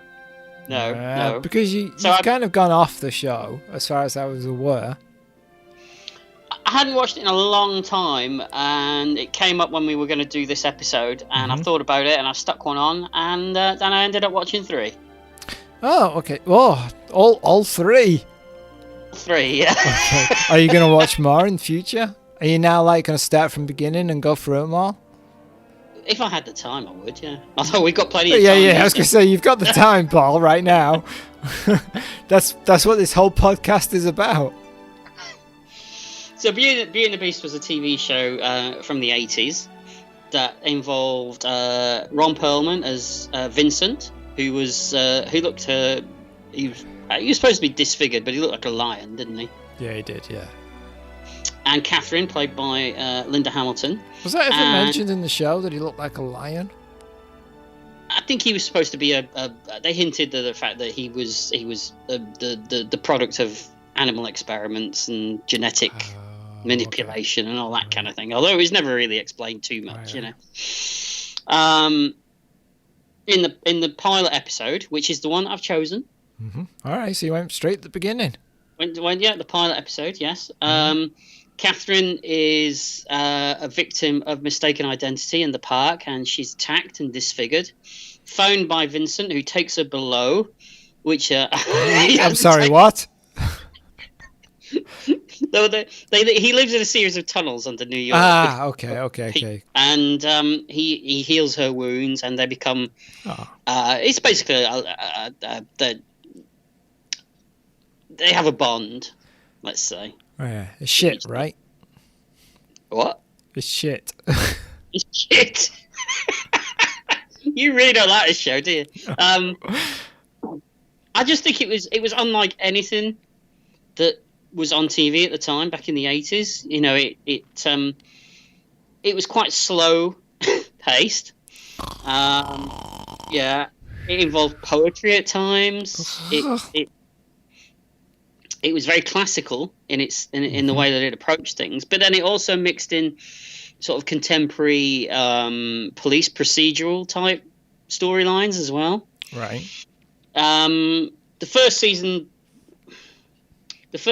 did kind of rely on that old thing of Catherine would get in danger in the final act, and Vincent would run and save her. Okay. But they did kind of get away from that later, and in the third season, Catherine dies, and it turns into a completely different show. Is that a good thing or a bad thing? It was a good thing for the show, I think. Oh, so it's not like, you know, a show changes and then you're like, oh, they should have just ended it right there. No, it could have carried on. Okay. I think. Okay. If there's any episodes from any of the seasons that I would recommend to you, Colin, it would be the third season. Great. I'll just put that in my to watch Never for to dead do. list. Yeah.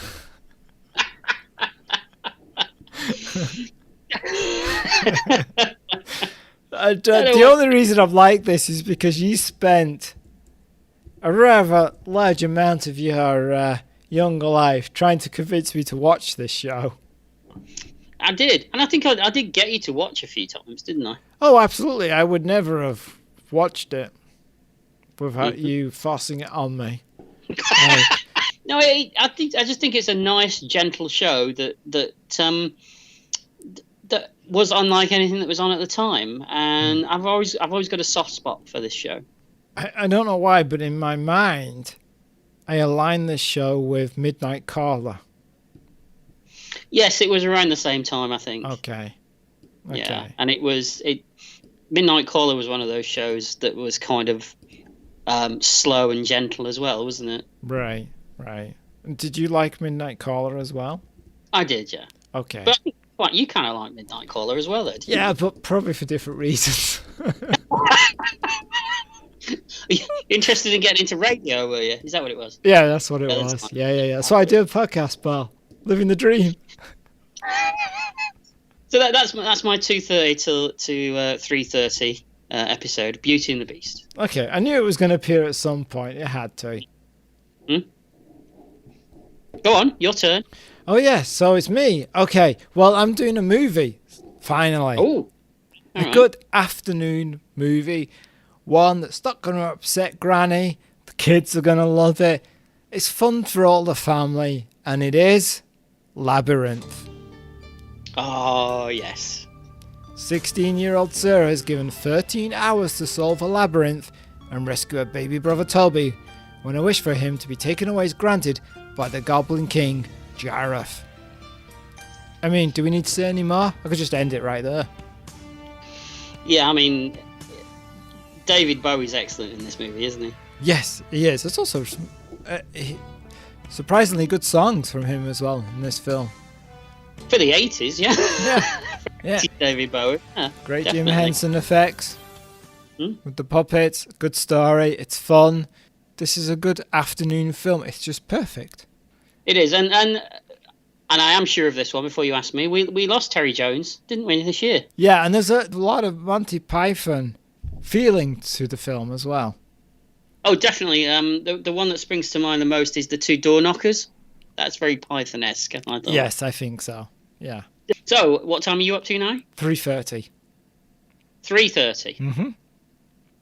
So we've caught up with each other. Right, we would eventually. It balance out. So at 4:30, I've chosen an episode of V, but not V, the miniseries, or V, the final battle, the series. The fuck, are you insane? It's shit. No one likes V the series. People I like it. V the miniseries, excellent. V the final battle, pretty good. V the series, let's pretend it never existed. No. I like V, the series. So V, the series was a continuation or spin-off from the two miniseries that came before it, done drastically cheaper. Because it used all the special effects are from V the miniseries. They were, yes. But that's not why I like it. I like it for the characters. Because any chance to see more of Donovan and Julie and Diana was just I lapped it up as a kid. Mm-hmm. Right. Yeah. So the don't look at me like that. I'm just thinking about who was in it. There was Faye Grant. Faye Grant, yes. And there was who, Paul? Who else? Mark Singer. Yeah. You liked Matt Singer, right? I did, yes. Yeah. Beastmaster. I feel like you're trying to manoeuvre me into something here. What am I trying to manoeuvre you into? Michael Ironside. Michael Ironside was in it. Yeah. Like a bit of Ironside. Yeah. In the series. In the series, we also had June Chadwick. Who did June? Oh, she was one of the Lydia. visitors, right? Lydia. Blonde? She was the blonde one. Yeah. She was like the commander who always fought with the. And then the only reason I'm having trouble is I can't remember the name of the one we like. I'll get there. Okay. We also had Robert England from Freddy Krueger fame. And he was in the series as well as the mini-series? All right. He was, okay. yeah. Yeah. And we had Jane Badler that played Diana as well. Oh, he just slipped that in at the end, right? I beg your pardon, sir. The star of The Highwaymen. Yes, that's a show we're going to have to talk about at some point, isn't it? Very short-lived TV show that nobody on the planet has heard of. It was great. I don't know what you're talking about. Had a nice truck. I beg your pardon? You heard. Yes. Wasn't there a wrestler in that, from what I remember, as well? And it also had Sam Jones from Flash Gordon in it, didn't it? Definitely know Sam Jones was in it because he was the star of it. Not sure about the wrestler.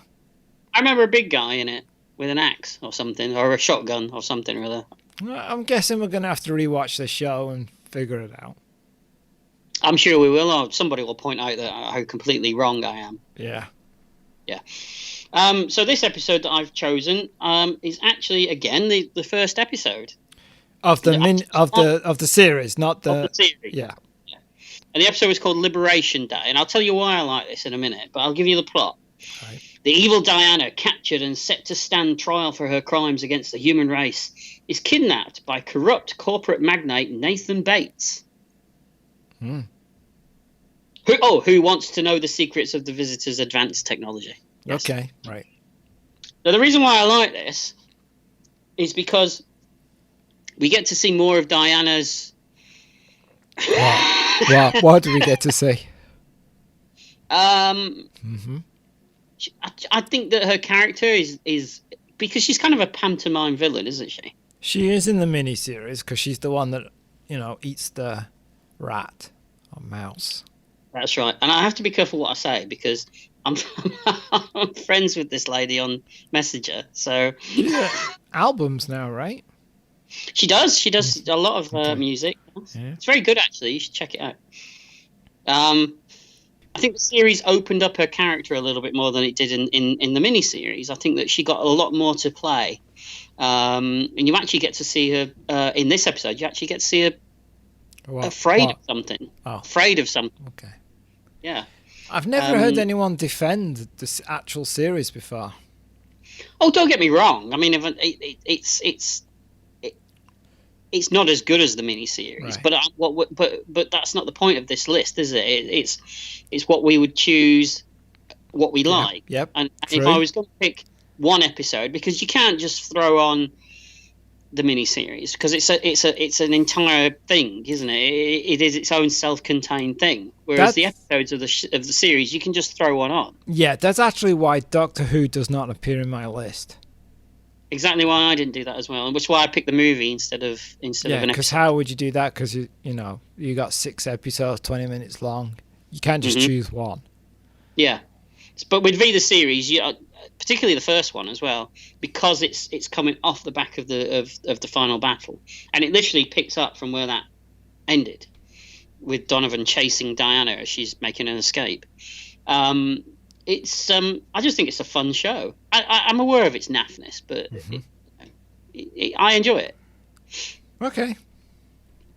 You didn't see that one coming, did you? No, I didn't. I genuinely did not. Oh, so I've got a little catch up to do. So I got an hour-long show that will take me to 4:30. So I'll do this one.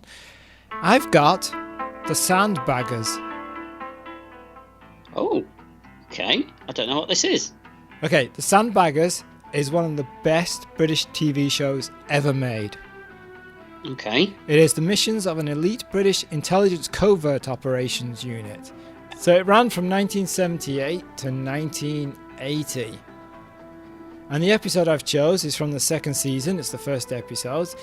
And it's when Sandbagger 2, Tom Elliott, is sent to Sofia on an operation to meet a Bulgarian agent claiming he wants to give information to Western intelligence. Everything goes wrong, and Neil Burnside, who controls the Sandbaggers, and Willie Kane go in to try and help save Elliot. Now, it's a sister to Callan, because it has that same kind of atmosphere. It ran for 3 seasons, and it is about SIS, and about the Sandbaggers. A Sandbagger is an agent that goes into another country and performs an assassination or espionage or whatever. And it is very realistic. Most of the episodes are just people talking, but it is so tense. And this is really perfectly the wrong episode to show at 3:30 p.m. in the afternoon, because there is an agent shot in it in the back. He's still alive and gets back to his safe hole. But the way this actor plays it, it's like after you finish the episode, you need a comedy or something afterwards, because this guy has just like destroyed you. He's sweating. It's awful. And then when Tom Elliott meets him, Tom Elliott does his face like he's, and the guy goes, I can't move. And you realize the guy's just pissed and shit himself all night. So you're watching this, you're like, oh my God. And it really is. It's about people talking about paperwork, management of intelligence services. And then on the other hand, it's total stress and harrowing behavior of what these agents have to go through. It is, I tell you, it's one of the best British shows ever made.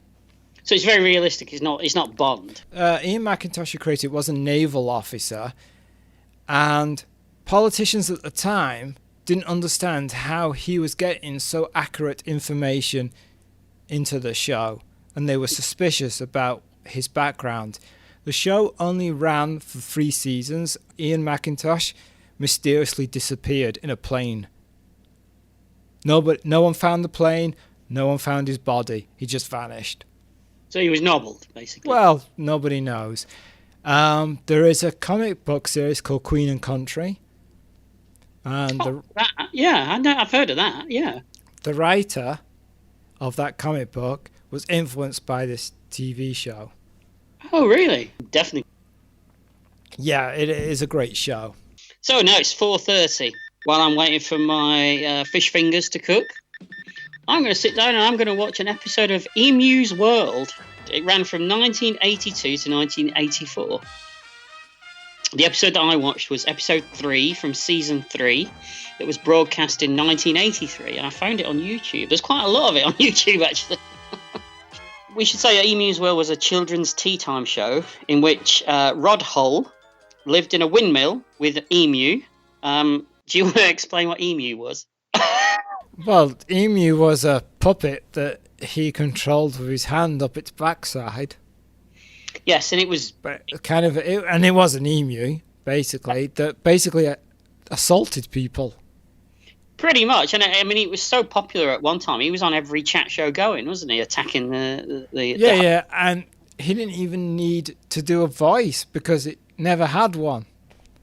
He didn't need it because Genius, right? Genius. Genius, it was. And hijinks and fun often ensued. You involving, it did. Sorry, I just thought hijinks ensued. Yeah. Often involving being harassed by a wicked witch named Grotbags. Grotbags, yeah. And did she have, at this point, helpers? Yes, she had Croc. Okay, Croc. He was right. a big guy in a crocodile suit. Right. He wasn't in a suit. He was supposed to be a crocodile, but yeah. All right. Now, for a period of time, they did these live. Yes, I don't think the one that I watched was live. Okay. No, because they would do cutaways and things like that. Yeah, right, okay. But yeah, I think the first series was live. It had an audience, didn't it? A studio. Yeah. But it was shot live, and so there was a lot of interesting things happened. Well, there was a lot of interesting things happened in this episode. Do tell. I don't think that they, if they made a mistake, I don't think they would go back and redo it. Right. There were many instances, particularly of the actress that played Grotbags completely fluffing her lines. Okay. And so this episode was about, I think, from what I could gather, because it was kind of... was it all over the place by any chance? It was a little bit all over the place. It was full of like terrible puns and bad jokes. At one point, it revolved around Rod trying to give Emu a bath. And, that'd be a bad idea. Yeah, and Grotbags was about to be kicked out of the witches' union, and then it ended in a singing a rock and roll number in a park with a bunch of kids. So I don't know what was going on there, but do you know what the song was? Can you remember? It was a made-up song. It was one for the show. Okay, it's done in a rock and roll style. It was just cheap, cheerful TV fun. It was very innocent. For whatever the reason it was, I never used to miss it as a kid. Do you remember what would happen when anyone would knock at the door of the windmill? There's somebody at the door. There's somebody at the door. At the door. Yes. You still remember it. Yep. Now, interestingly, I think one of the things that helped make it work as well was the way that Rod Hull would work the emu, and to some extent some of the other ones. There was Cuddles the monkey as well, wasn't there? Right. Yeah. That actually had a voice. Yes, it did.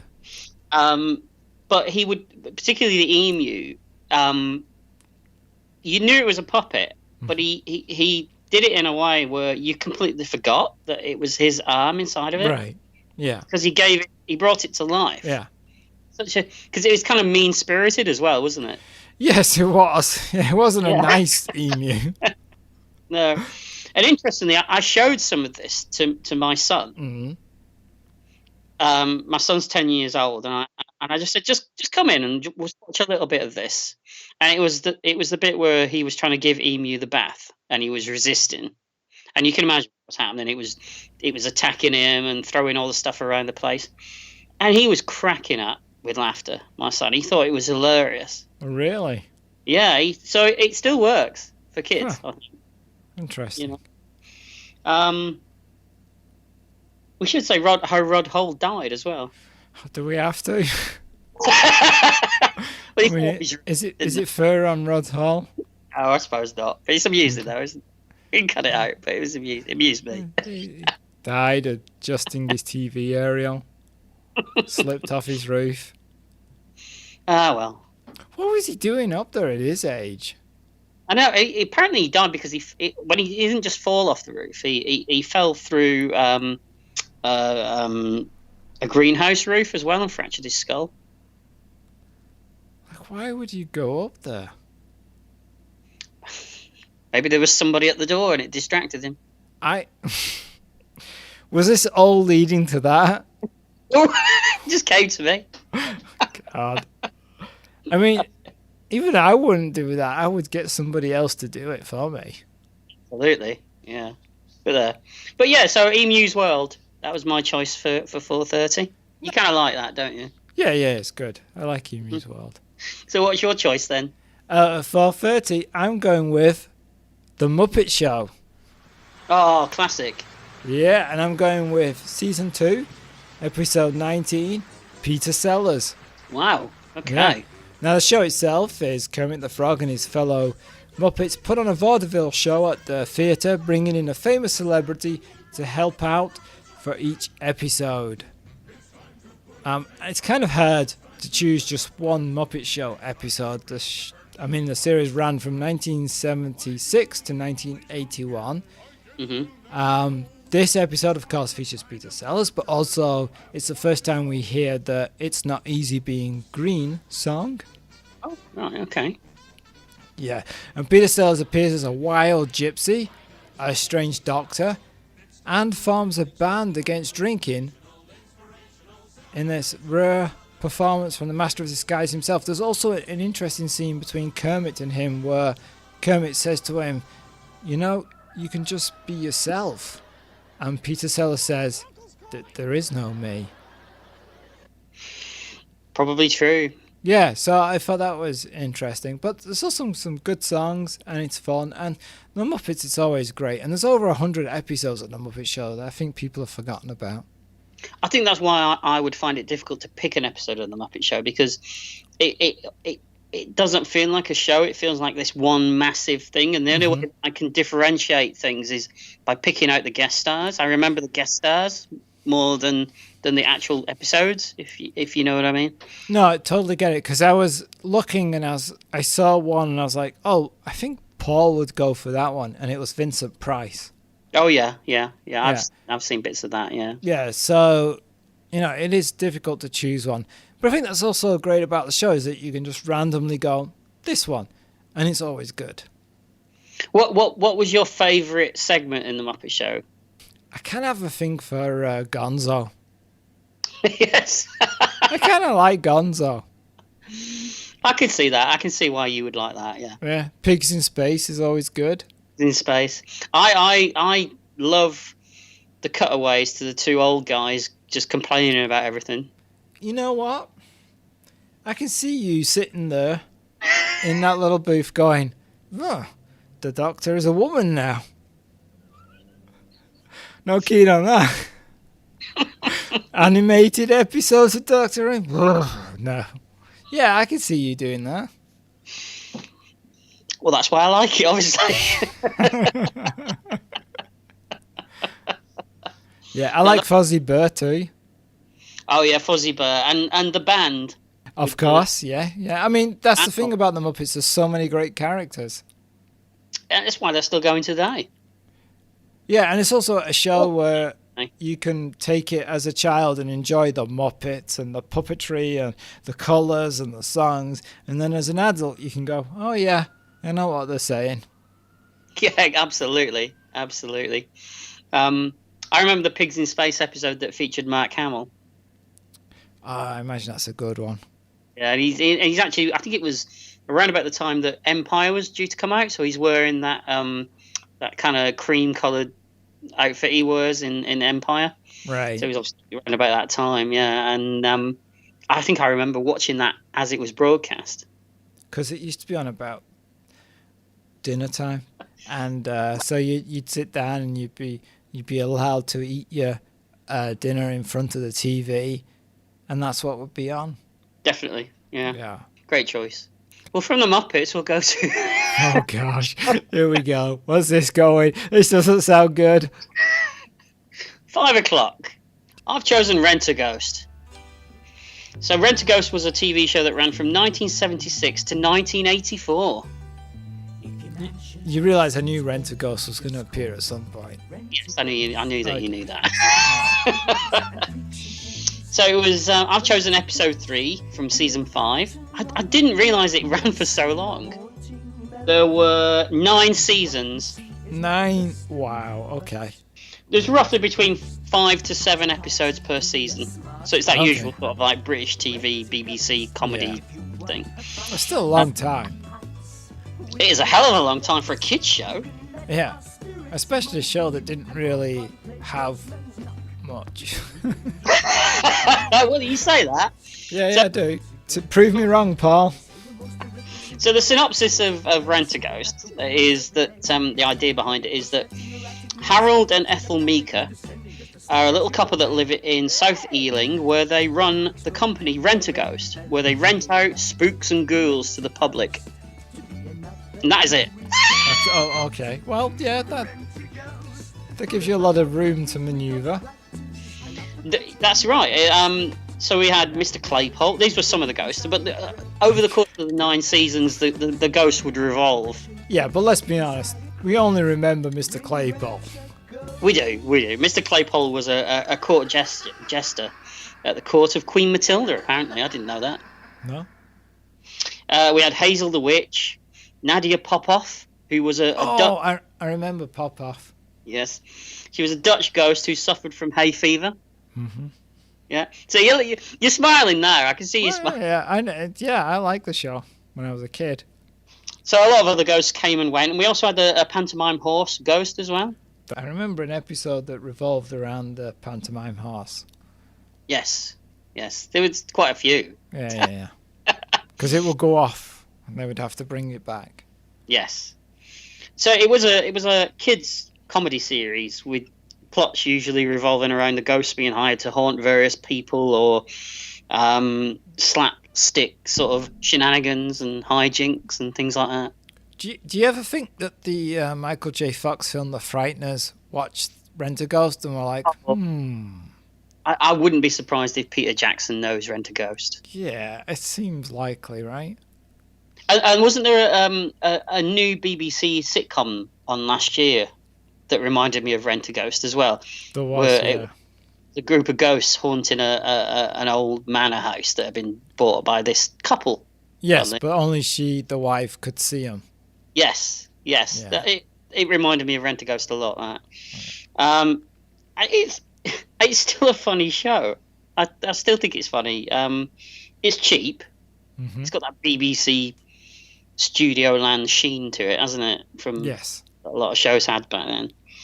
But it's got a lot of old school charm to it, I think. And let's face it, everybody from a certain generation can probably sing along to the theme tune, can't they? Yeah. Go on then, Paul. No. So the episode I chose was basically about the ghosts become involved in a spate of burglaries that are going on around town. And it guest starred Christopher Biggins. Oh, okay. And it had jokes like, I wrote some of the jokes down. These are usual. All right, go on. Lay them on me. Let's hear these. Okay. So these are 2 characters talking. Mm-hmm. It's a misdemeanor. Misdemeanor? I've never heard of her. Oh, she's a distant cousin of Miss Elanius. Nice. Like it. Thought you'd like that. Yeah.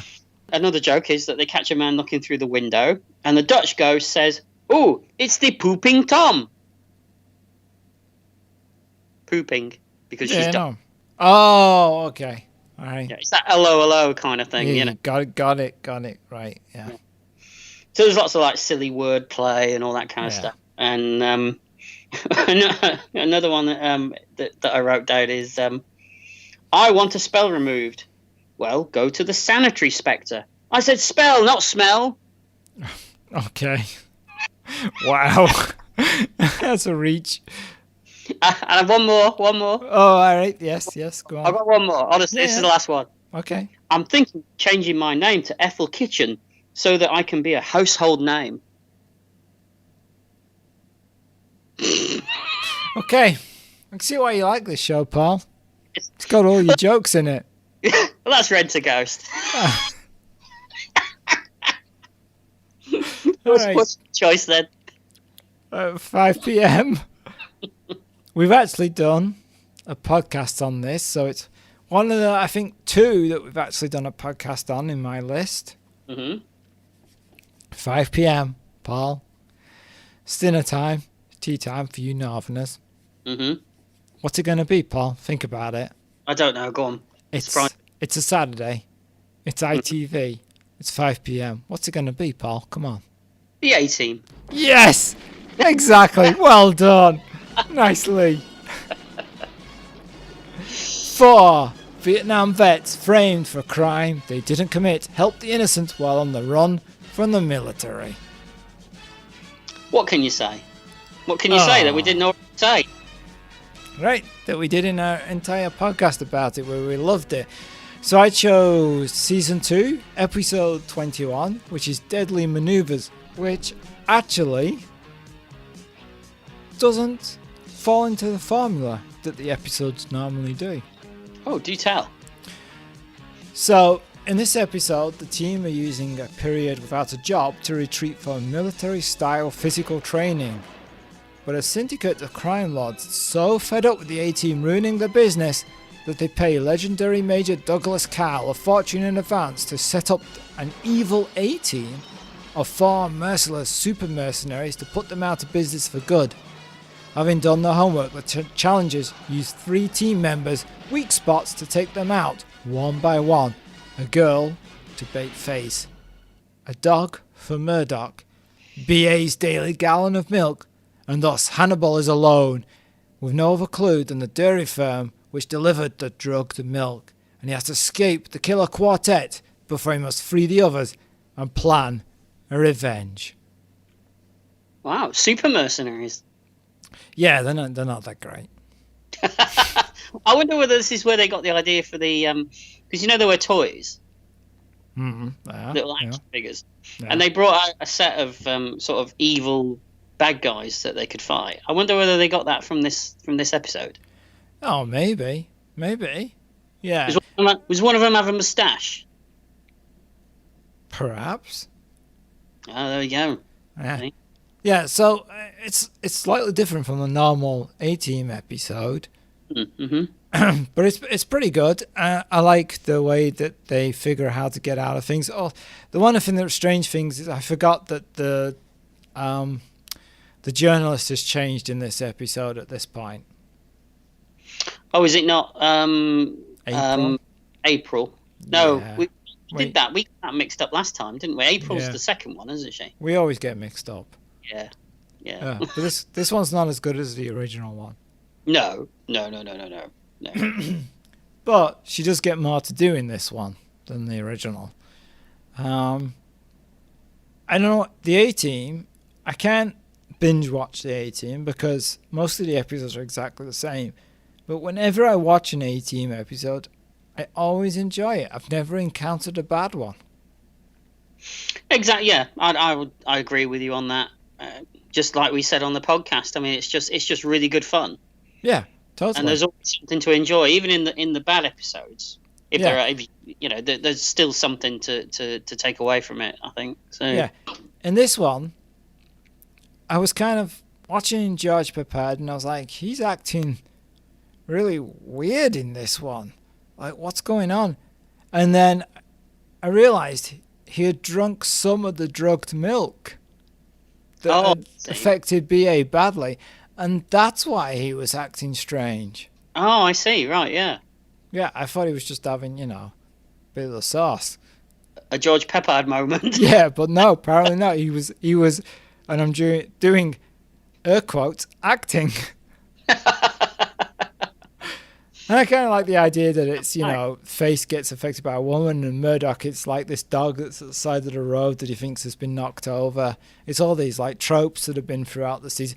Also, the doctor that Hannibal has to call to try and help him because he's been drugged slightly is the Doctor from the first season, the episode where BA is shot and he takes him to this like country doctor. I remember that one. Yeah. So she comes back into it because she always offered to help him afterwards. And that's unusual for a TV show back then to do that, isn't it? To do a callback to a character from a previous episode like that. Yeah, to a previous season as well. Yeah. And what season is this one then? This is season 2, and it's towards the end, episode 21.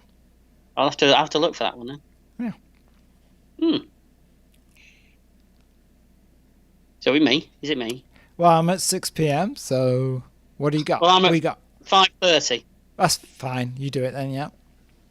Okay, so 5:30. We've had a bit of In News World. We've had a bit of Rent a Ghost. So now I'm going to ease into a bit of a game show, I think. But not your. Oh, hold on. I did not see a game show coming. So now let me think. It's obviously not going to be The Price is Right, although you like Michael Barrymore and his swimming pool antics. It's not going to be Blankety Blank. I'm thinking it's either going to be Games Master or it's going to be the other one where it's like a virtual reality and they put helmets on and I can't remember the name of it. Nightmare. It's going to be Nightmare. No, it's not that one either. Oh, okay. What is it? It's the adventure game. Oh, fuck me. That's just Nightmare with a wig. It predates Nightmare very much. It's just the original. Series that ran on the BBC from 1980 to 1986 for 4 seasons. I didn't know it was that long. It is, yeah. And the episode that I watched was episode 2 from season 2. So the plot. Yeah, go on. Let's hear this. So 3 celebrities, and I use that with extreme air quotes, celebrities. Oh, wait. Well, we didn't have all this YouTube and celebrity nonsense that goes on now. So who did they choose back then as a celebrity? I'll give you some names in a moment. You'll be surprised, actually. Okay. 3 celebrities would find themselves stranded on a planet across the galaxy that looked remarkably like BBC Studio Land. Where in order to return to Earth, they must face a series of challenges and mental problems. Not mental problems, but no, that's a whole different show. To acquire a crystal that can send them back home. Nice. It was essentially a kids' game show where actors played various parts of the aliens, and the celebrity guests were the contestants, basically. And the conceit was they were on an alien planet and they had to try and get home. Was there a plant in this? There was a plant, but he wasn't a plant. He changed himself into a plant. Right. And they would change himself in. And the aliens themselves looked like quote-unquote dragons. They weren't like any dragons I've ever seen, but they were dragons. Wait, whoa, hold on for a second. How many dragons have you seen? I've seen a dragon. I've seen dragons. I've seen Dragonheart. I've seen Game of Thrones. Oh, fake dragons. I mean, in reality. Well, these are fake dragons. They look like llamas. Maybe dragons in real life look like llamas. Possibly. Probably not, but so. So the highlight of the episodes was where the contestants had to cross the vortex, which was usually at the end of the episode, where they were, if they stepped on the wrong spot where an alien entity existed, they would be disintegrated or something. Yeah. It was never quite clear. No, but it used the transporter sequence from Blake 7 or something. He did. It used a lot of the effects from Doctor Who and Blake 7, I think, and the sound effects as well. Yeah. I mean, it's a bit static and rough by today's sort of standards, but it's fun seeing these celebrities from our childhood looking really confused by everything that's going on around them. Most of them do. So who were the celebrities in this episode? Well, some of the celebrities that I saw were Paul Darrow from Blake 7. Excellent. Okay. All right. Moira Stewart, you remember her? Yeah, newsreader. Yeah. Johnny Ball. Absolutely. Yeah, think of a number. And Maggie Philbin. Tomorrow's World. Yeah, so there you go. Excellent. Actual celebrities. Cream of, more than they are now in these kind of, the cream of British TV. Let's not go overboard. I mean, it was cheap and cheerful TV, but it did have a weird kind of, and I don't remember this, but from but watching the episode that I saw on YouTube, I had kind of a weird Westworld vibe to it, because the episode opened with a BBC commentator commentating on the celebrities being brought into the station where they were going to be beamed to the planet, as though it was real. Oh, okay. Which I don't remember that, but No, I don't remember that either. Yeah, so the adventure game from 1980. Excellent choice. Now, 6 p.m. Think BBC Two. Don't think original run. Think reruns, repeats. What's up? What are you laughing at? What? I think we might have a weird synchronicity going on here, but go on. Oh, I hope we do. Because it's a show we both love, and it's a show that we've both had problems with recently. Yes. So we're going with Star Trek. Star Trek. Yes. Now the question is this your 6 p.m? It is. Excellent. Oh, that's great. So I'm guessing we got 2 different episodes. How strange would it be if we didn't? It would be weird. So obviously Star Trek in the 23rd century, Captain James T. Kirk and the crew of the USS Enterprise explore the galaxy and defend the United Federation of Planets. And the episode I went for was season 1. Oh no, we're different. We are different. Yeah, episode 14, Balance of Terror. Oh, the submarine episode. Yes, the Enterprise must decide on its response when a Romulan ship makes a destructively hostile armed probe of Federation territory. It's a good. Yeah, it is. I think in style, this is the precursor to Wrath of Khan. Similar to Das Boot. It has the submarine angle where they're like testing each other and figuring out each other's motives. It has some annoying points. I don't like the crew member we never see ever again, or I've never seen before, who doesn't like Spock because... Racist guy. Yeah, he's a bit irritating, but he's there for a reason. I find it interesting that when the Romulan ship fires at them, Kirk says, "Reverse speed full warp." The Enterprise can go warp backwards? Did not know that. This is the kind of thing you can get away with in the first season of a show where you're still finding your feet. Yeah. Not when they just come out with stuff like that in Discovery. Yeah, true, true. But on the positive, the acting's great, the story's fantastic. I also like the idea of the wedding. It begins with a wedding, but the groom gets killed at the end, and Kirk has to deal with that, and that's how it finishes. Yeah. Nice. It is a really good episode. Yeah. I picked season 2, episode 1, A Mock Time. Okay, so this is laying the groundwork for Spock.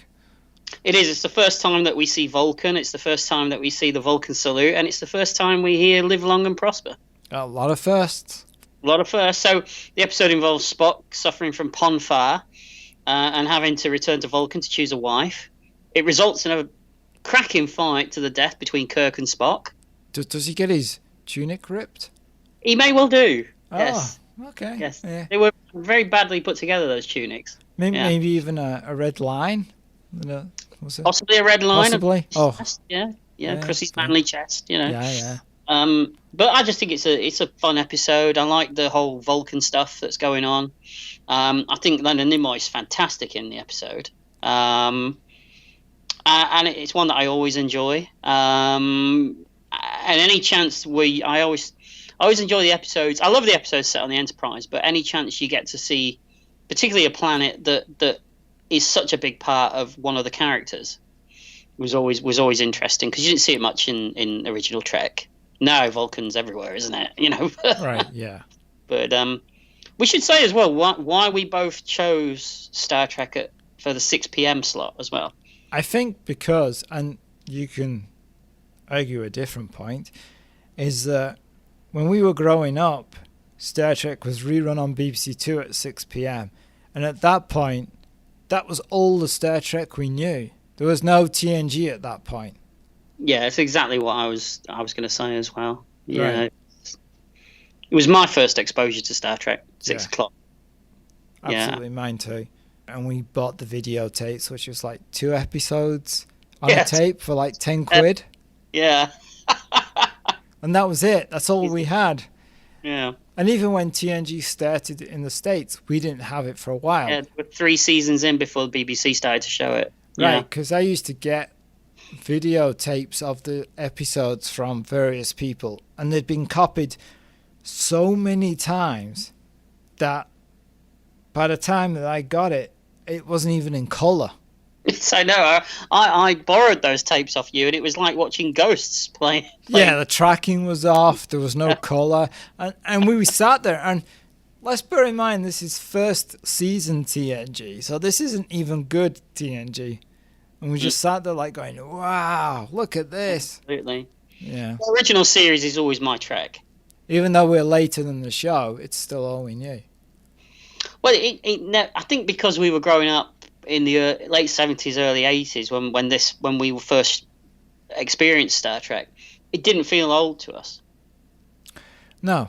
But I would argue now that I watch TNG and I watch original Trek. I would argue to you that TNG is dated more than original Trek because TNG looks like something from that time period.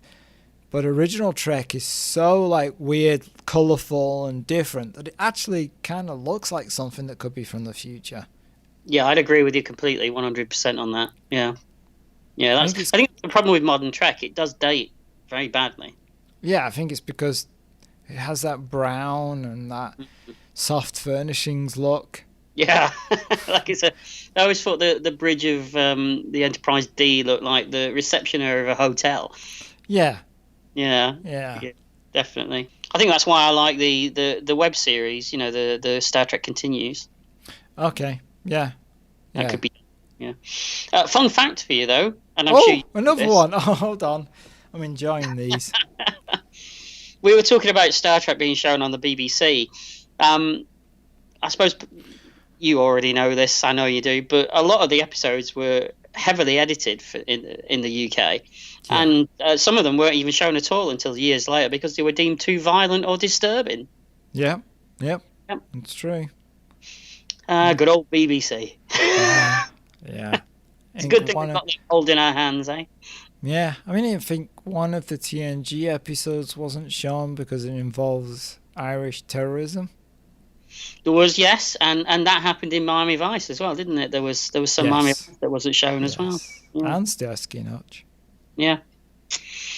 Simpler times. Well, they weren't. They were very complicated. Yeah. All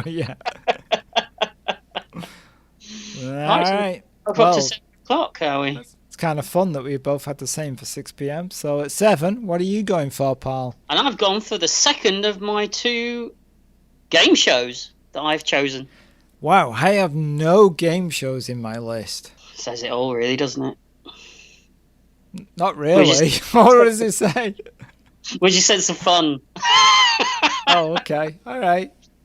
So I've gone for an episode of... Wait. It's Michael Barrymore's, right? It's not, no. Oh. I've gone for an episode of Blankety Blank.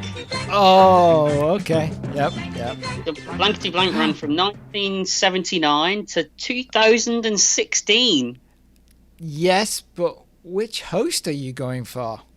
Well, I've gone for episode 23 from Can I season... stop you? Can I guess? Go on. I'm thinking... Now, personally... Oh, do I? I'm thinking you've gone for Terry Wogan. Wrong. Oh, you've gone for Les Dawson. I have. I've gone for a bit of Les. I've gone for episode... Shouldn't say that out loud, should I? Oh.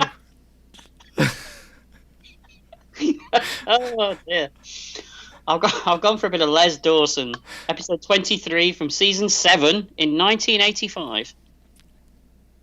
So we should really explain what blankety blank was. Although I think most cultures had a version of it. Yeah, probably. Yeah. It was a very long-running BBC game show that was known for its cheap and nasty prizes and its sort of B celebrity, D celebrity guests that they had. Yeah, which they didn't hide. They made fun of. Absolutely. The idea was that contestants came on and had to fill in the blanks from phrases with the help from a panel made up of these celebrities. It sounds terrible, and it was terrible, but what made it special was the interaction between the host and the celebrity panel.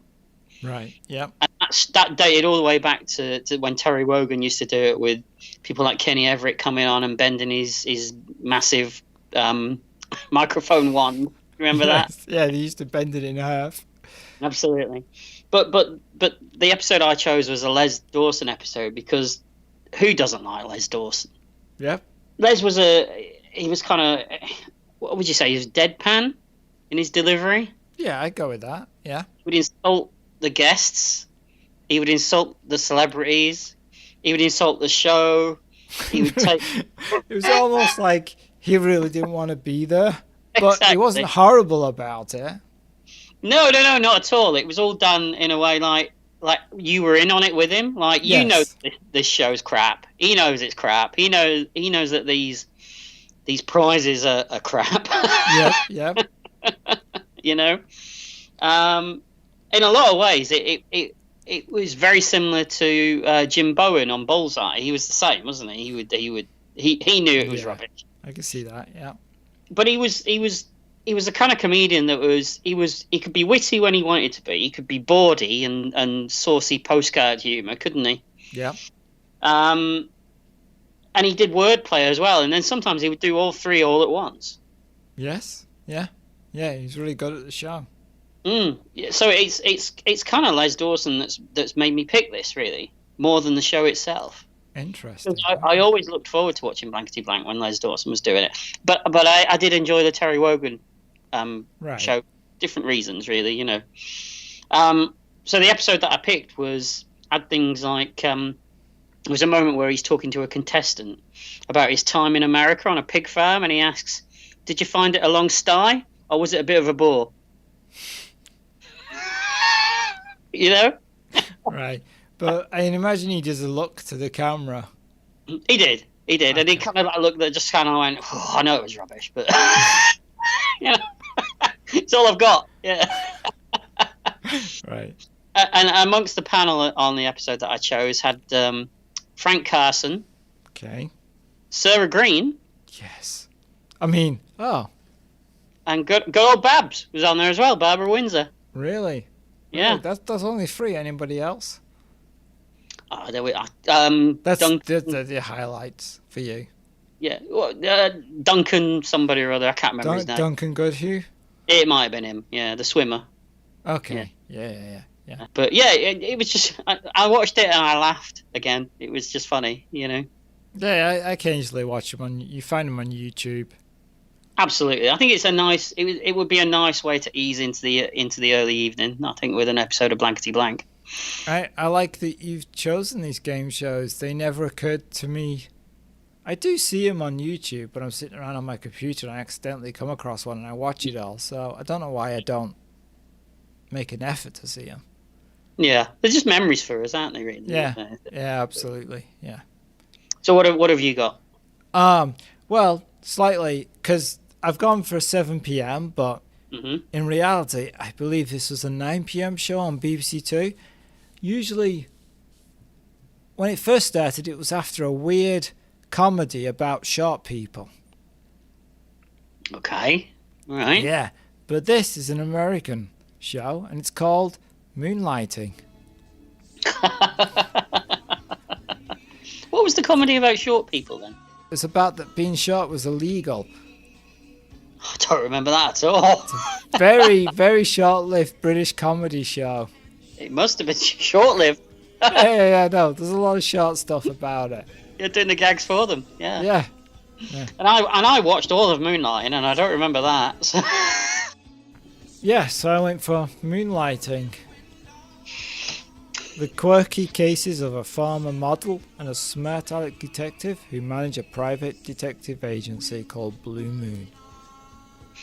The moonlighting was a massive part of our childhood, wasn't it? Oh, absolutely. Yes. I think we used to discuss the episode the day after, didn't we? Every time. We did. Every time it was on. Yeah. Yeah. So which episode did you choose? I chose the last episode of the first season called The Murders in the Mail. Remind me. I'll remember it okay. as you're describing. Right.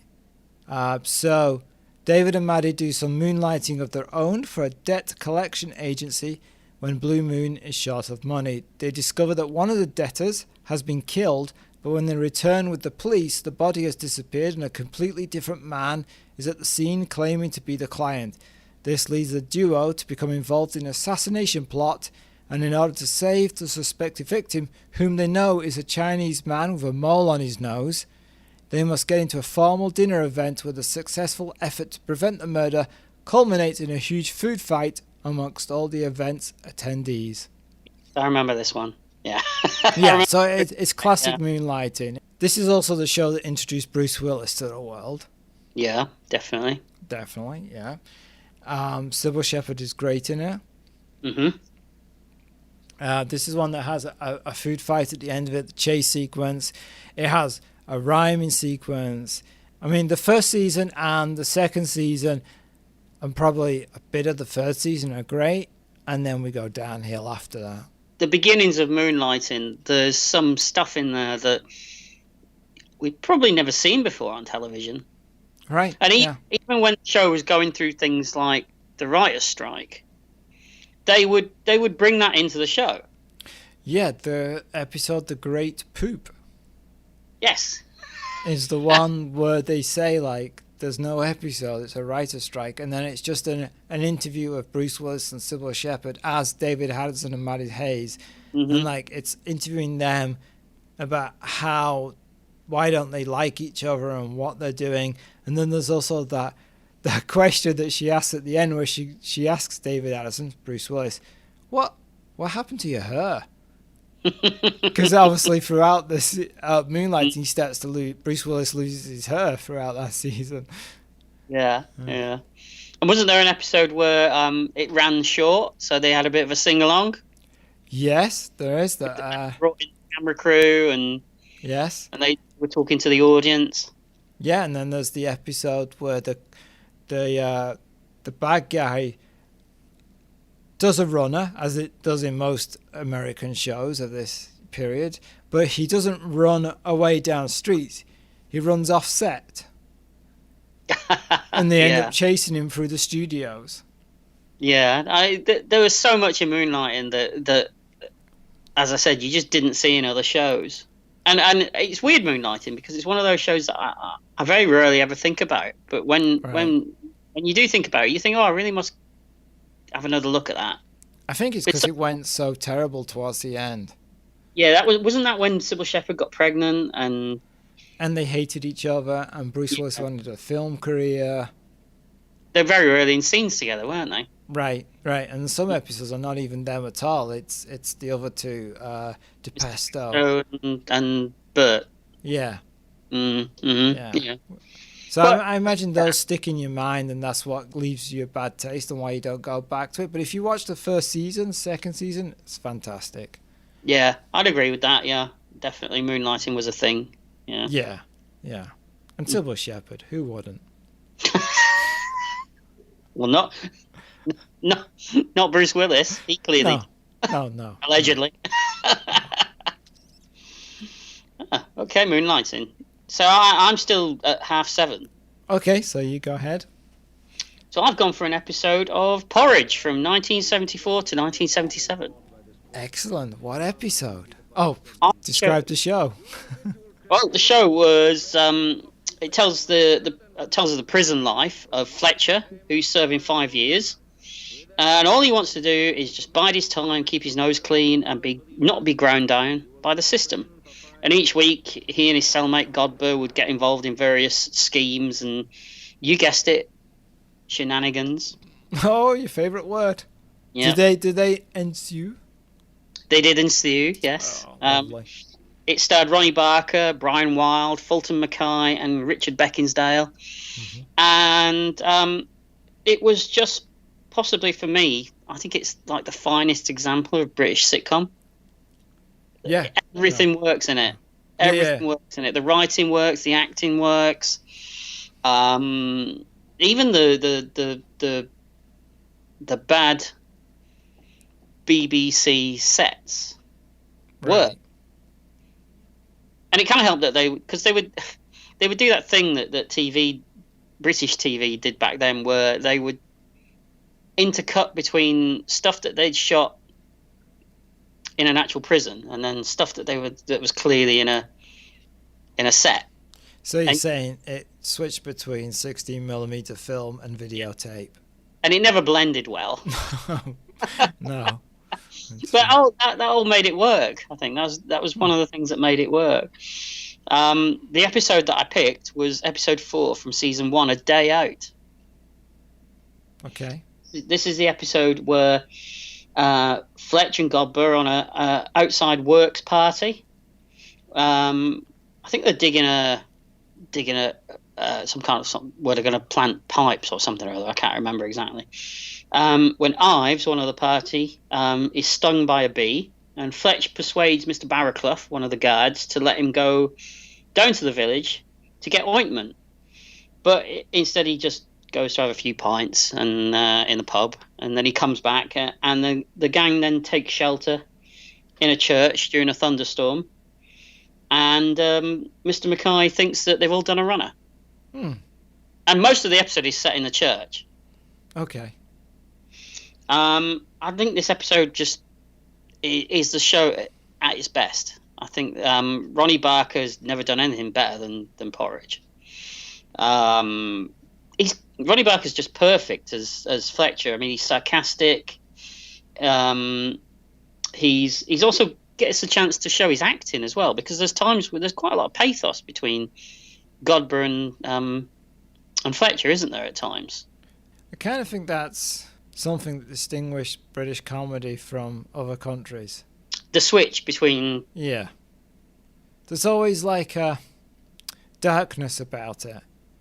Definitely. There's a comedy show that I had on this list for a while and then I removed, which I can mention as like things that should have been included that has a darkness about it.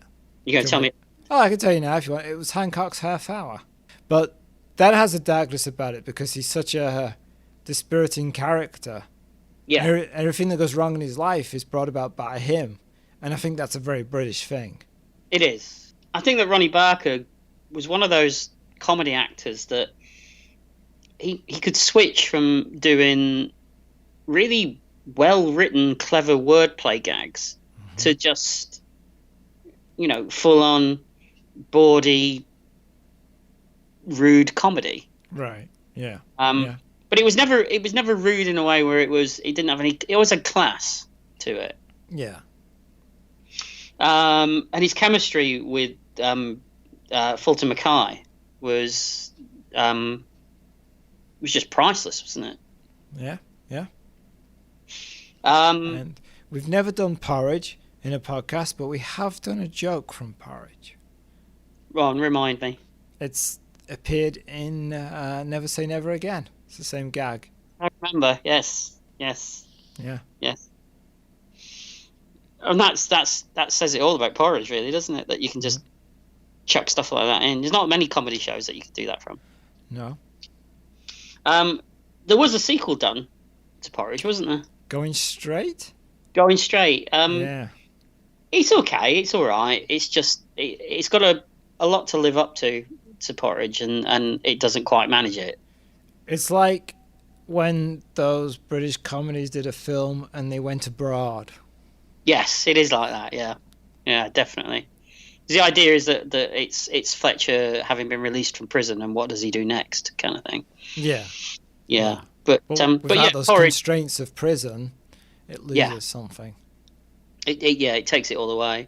But yeah, Porridge is for me. It's just the best example of British sitcom comedy that you can find, really, I think. Nice. No argument about that. Excellent. So what time are you up to now? 8 p.m. Okay, so am I. So you go for it.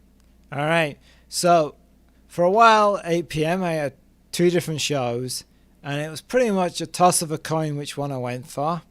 Mm-hmm. And I went for The Professionals. Was the other one the Sweeney? Yes, totally. It's going to be one or the other. Yeah. I decided to go for this. And I went for Season 4, Episode 9, Slosh Fund. Now, The Professionals features Bodie and Doyle, top agents for Britain's CI5, which is Criminal Intelligence Section 5, apparently, and the controller, George Cowley, and they fight terrorism and similar high-profile crimes. Because, occasionally the episodes are, you're like, why are they investigating this? Yeah. You had to do a lot of that, didn't you? You had to just put it aside and just don't think about it. Yeah. Now, in this one, the Fun Fighter is a warplane manufactured in Eastern Europe, but is a death trap, and several pilots have been killed whilst flying it. A British reporter discovers this fact and aims to leak the story to the press, but has a hitman, Van Niekerk, in pursuit. It is down to the professionals to ensure that the killer does not get his prey and the story is published. It's a good episode because one of the interesting things about it is that Bodie totally blows up at Cowley, which you don't see in previous episodes. Like, he totally loses it, Cowley, and he's like, you want my resignation, you got it, that kind of thing. And there's the fun thing of watching 2 joyriders steal a car, and they drive it over a hill. Unbeknownst to them, Doyle is trapped in the boot of the car. And as the car goes down a hill, these 2 joyriders turn into shop-bought mannequins. Heightened by the fact that the mannequin in the driver's seat, its head falls off. Well, that was a common byproduct of a car career down a... It was at that time, yes. Yeah, it's a dangerous time for heads. But the story's really good. There's lots of really snappy dialogue between Bodie and Doyle, and there's the great action sequences. It's a really good episode. I like it. I like The Professionals. Obviously, it works because of the 2 leads. When they redid it as the New Professionals, that wasn't as good. No. Wasn't Edward Woodward in that? Edward Woodward took over the Cowley kind of role. Yes. For that one, yeah. The weird thing about Professionals is the first season is quite different from the other seasons. In what way? There's no banter between the 2 leads in the first season. Clearly, in the second season, they're much more relaxed, and it's almost like they're ad-libbing. I'm not sure if they are. I don't know if they are or not. Could be a case of 2 actors, just becoming comfortable with each other, and the roles becoming more of them. Yeah. Before. Yeah. So if anyone was going to watch The Professionals, I'd watch a later one rather than the first season one to get the feel of the show. It's interesting you say that, because I've tried to go back and watch The Professionals a few times, and I always stumble over the first season. Once I get past it, then I can start to blitz the episodes a bit more. But the first season, it slows me right down. Yeah. I can only do like 1 or 2, and then I've got to stop. Yeah, because they have that where they're very like strict to the script, and there's no like wordplay or fun between them. And also, Cowley's slightly different in that he has a leg injury in the first season, which disappears in the later seasons. My other choice would have been the Sweeney at this point. For me, the very interchangeable shows. In as much as the fact that they remind me of a particular time, of a particular of quite violent TV. Yeah, the Sweeney is the more innovative of the shows because it's the first one that actually used 16mm cameras all the time, constantly filmed on streets. And the episode of the Sweeney that I watched, because I was going to put it in here, there's this moment where he's in a market and Regan is talking to this woman who called him about some information, and it's clearly a public market that they've not closed down. because people are like, oh, there's a camera there. And then one guy comes into the market and starts pointing at things, and you can see that a woman goes up to him who's clearly, if you watch it, you won't know if you're just seeing the show, but you watch it carefully, you can see that she's part of the production, and she's telling him basically, can you piss off? Because he's like, oh, okay, and he walks away, and then she hurries off. It's clearly like filmed. Every scene is in the wild, like there's just people around. Don't you think that's kind of a uniquely 70s thing? Because we've seen that before. We've kind of seen it in. We saw hints of it in Starsky and Hutch. We saw a bit of it in Brannigan when we did Brannigan. Where you would see crowds of people just standing around watching them filming. You don't see that anymore, do you? No, it's all controlled now. It's like it's bordering on chaos. Yeah, I can imagine. Yeah, and I remember seeing a outtake from the Sweeney where it had the camera crew laying on the floor, pointing upwards with the cameras, hanging from something to try and get the shot. And it was like they just did it because they had these small 16mm cameras. It was the first time they had them, and they were like, let's just do this, see what happens. So Sweeney is more innovative, but Professionals, it's kind of fun. But it's fun because Lewis Collins and Manisha are really good at it. Yeah, I would agree with you on that. Yeah, definitely. So we're up to 8 o'clock? That was my 8 o'clock. I'm up to 9, so it's you to go. Okay, so I've picked an episode of Kolchak, the Night Stalker from 1974 to 1975. Why? What? I just love this show. Really? I've never heard you mention this until recently, so you loved it so much that for 30-odd years you never talked about it. Well, we've already discovered that there's things about you I've just found out. Yeah. Why would I talk to you about a show that deals with vampires and things like that? I'm not going to talk to you about that, am I? Because you never shut the fuck up about vampires. Vampires and superhero, that's it for you. That's your life. If we ever, I mean, a superhero vampire killer, oh my god, you must be like ejaculating your pants. No, but if it happened, I would. Yeah. So Kolchak follows a newspaper reporter that investigates supernatural occurrences in Chicago. It stars Darren McGavin as Kolchak, Simon Oakland, Jack Grinnage, and John Fiedler. What you said about I've never mentioned this show before. Well, I discovered the show back in the 90s off the back of the X-Files. Okay. And I was a massive fan of the X-Files, and that's something that I never really talked to you about either, the X-Files. What?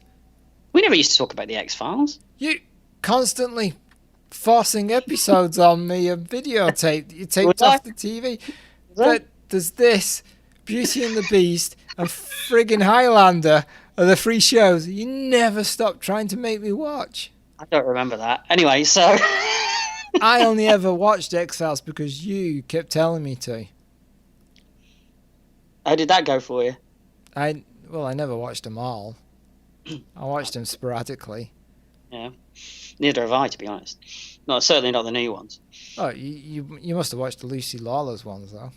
Yeah, I saw those, yeah. Yeah. Whole different reason.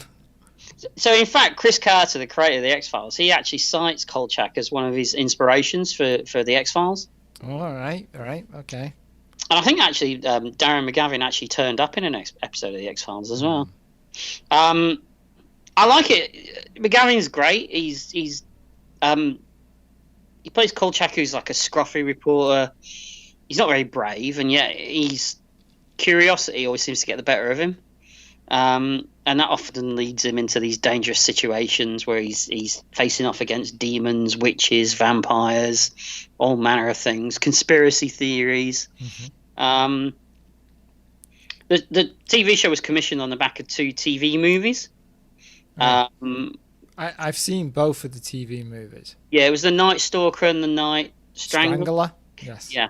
Mm-hmm. Yep. Which are both very good. Yeah, I like them. I've seen them. I think it looks great. It's one of those fantastic snapshots of 1970s America.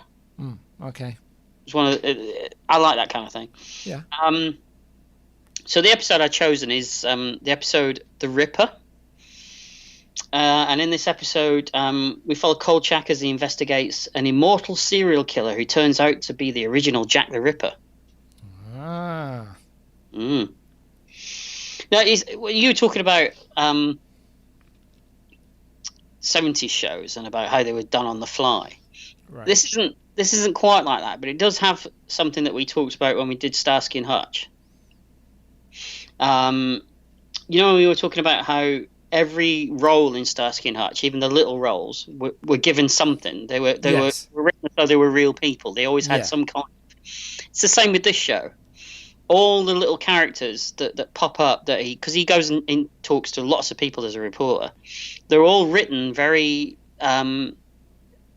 realistically. They all feel like characters and not just there to just service the story kind of thing. Right. For example, he goes to see a mortician who won't tell him anything until he buys a couple of tickets from a numbers racket that he's running on dead bodies as they come into the mortuary. So that's one of the reasons why I like it, is because it stands out a lot from those kind of shows that were around at that time, particularly any kind of supernatural shows, because there weren't many of them around in the 70s. It did get a reboot in 2005, but it got cancelled after about 10 episodes. It was rubbish. So yeah, Kolchak, and I presume you're being quiet because you don't know anything about it. Mm-hmm. I've never seen the actual series before, so I should check it out sometime. There's only one season. Okay. It's a full season of American TV. 25 episodes, yeah. whatever. Around about that. So, but it's worth having a look. Yeah. Okay. They're not I all will do. great. I will say that, but the ones that are good are really good. Okay. So 9 p.m. What do you got? Well, I'm going for a comedy. Oh, all right. And I'm going for Bottom. Of course. I mean, of course, you didn't see this coming. No, but I can see why you would pick it. And I'm quite annoyed that I didn't think of it as well, to be honest. Two perpetually bored and broke flatmates waste their days in a futile struggle to get laid, earn cash, and not kill one another. Oh, sounds familiar. Yeah. So it's Rick Mail and Aid Edmondson, and I've gone for the episode Apocalypse, which is the 4th episode of the first series. After inheriting from his recently deceased Auntie Olga 600 quid, Richie and Eddie head off down the fun fair where Richie's wallet gets stolen, and Richie learns from a fortune teller that he's going to die in 3 nights. And Eddie and Richie set out to prevent Richie's fate, and Richie is visited by the Grim Reaper. This is where he's on stilts, isn't it? Yeah, it's because he's because it's just Eddie in disguised as the Grim Reaper, and there's this. Like, I don't really watch Bottom because it's got great wordplay. I watch it because of the kind of slapstick and the violence, but this actually has good wordplay too. This is one of my favourite episodes, the other being the Christmas special, Mary. You just picked the 2 episodes that are my favourites as well. Yeah, they are good episodes. Yeah. In this one we get it begins with them looking at a goldfish which is dead. And they're like, are you sure it's dead? Well, it's not moving. And they're like, well, should we fry it or should we broil it? But there's this great scene where so Richie's scared of the full moon because he thinks he's going to die. Mm-hmm. And he says to Eddie, go to the window and look and see if it's a full moon. And he's like, I can't do that because people will mistake me for Sean Connery. Because he doesn't look anything like Sean Connery. And Richie's like, you don't look like Sean Connery. He's like, hello, my name is James Bond. Which is not a Sean Connery impression whatsoever. And he just keeps going. He's like, don't shoot till you see the whites of their eyes. He's like, if they kept their eyes shut, they'd never have died. Not a lot of people know that. It's totally nonsense. It's great. And a lot of it's done camera as well, isn't it? Yeah, there's a lot of that. Yeah, so there's a few shows in this that break the fourth wall in my list, but this is just it's terrific between the two of them. It is, and I think it's as much as I like the young ones, this is far superior to the young ones. I think people would argue with you about that, but I think the young ones came slightly before us. And I think this is what we grew up with. Yeah, it hasn't dated very well, the young ones. Right. Whereas Bottom is just like, it's the violence of two people who think they're more above the station than what they are, and then they're never going to get what they dream of. It's the hopelessness that we all face in our lives. Well, that's just depressed me. You got to say as well that you can so see that Rick Mayall and Edward Ebbison just knew each other back to front, didn't they? The way that they just go with each other. Yeah, I mean, they started off as the Dangerous Brothers. Yes, setting each other on fire. Which is pretty much this is an extension of that. It is similar characters, and it's great. I like the gag where he says like, "Turn the TV on, see what time it is." He turns it on and there's the Neighbours theme tune. And he just turns it off and goes, well, could be any time, really. Because back then, Neighbours was on like 3 times a day. Yeah.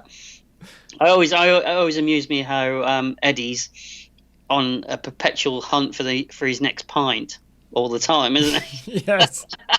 Familiar, Paul? Not at all. No. Don't know what you mean. Okay. Yeah, and then, of course, when Def visits, it's just Eddie on stilts. And Def wants... what does he want? He wants Richie's money, obviously, but then he also wants his issue of Girly World that he keeps underneath the bed. Yeah, with the... Is it the picture, the nudie picture with Suzanne Dando, is it? Yeah, I think so. Yeah. A head stuck on the top of it. Yeah. Yeah, it's a great show. It really is. Yeah, and I can watch him again and again. It's still funny. One of my other favourite episodes of Bottom is the one where they're stuck indoors and they're trying to play chess, but they haven't got all the pieces because Eddie's sold most of Richie's antique chess piece set away. Right. Have to use things like a Spider-Man toy and a potted plant and stuff. Yeah. Stuff like that. Yeah. Yeah, it's a great show. Yeah, definitely. So 9 p.m. Okay, so I'm down to my last 2 because I've got a couple of movies to round the night off with. Oh yeah, I've only got 3, so that works.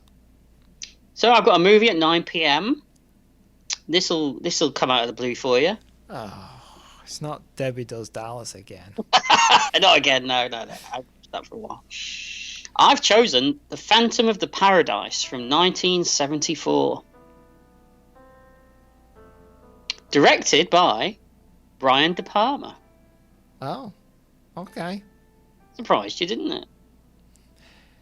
It surprised me that it... Yeah, but no, because it's a horror film. It's not a horror film. Yeah, it is.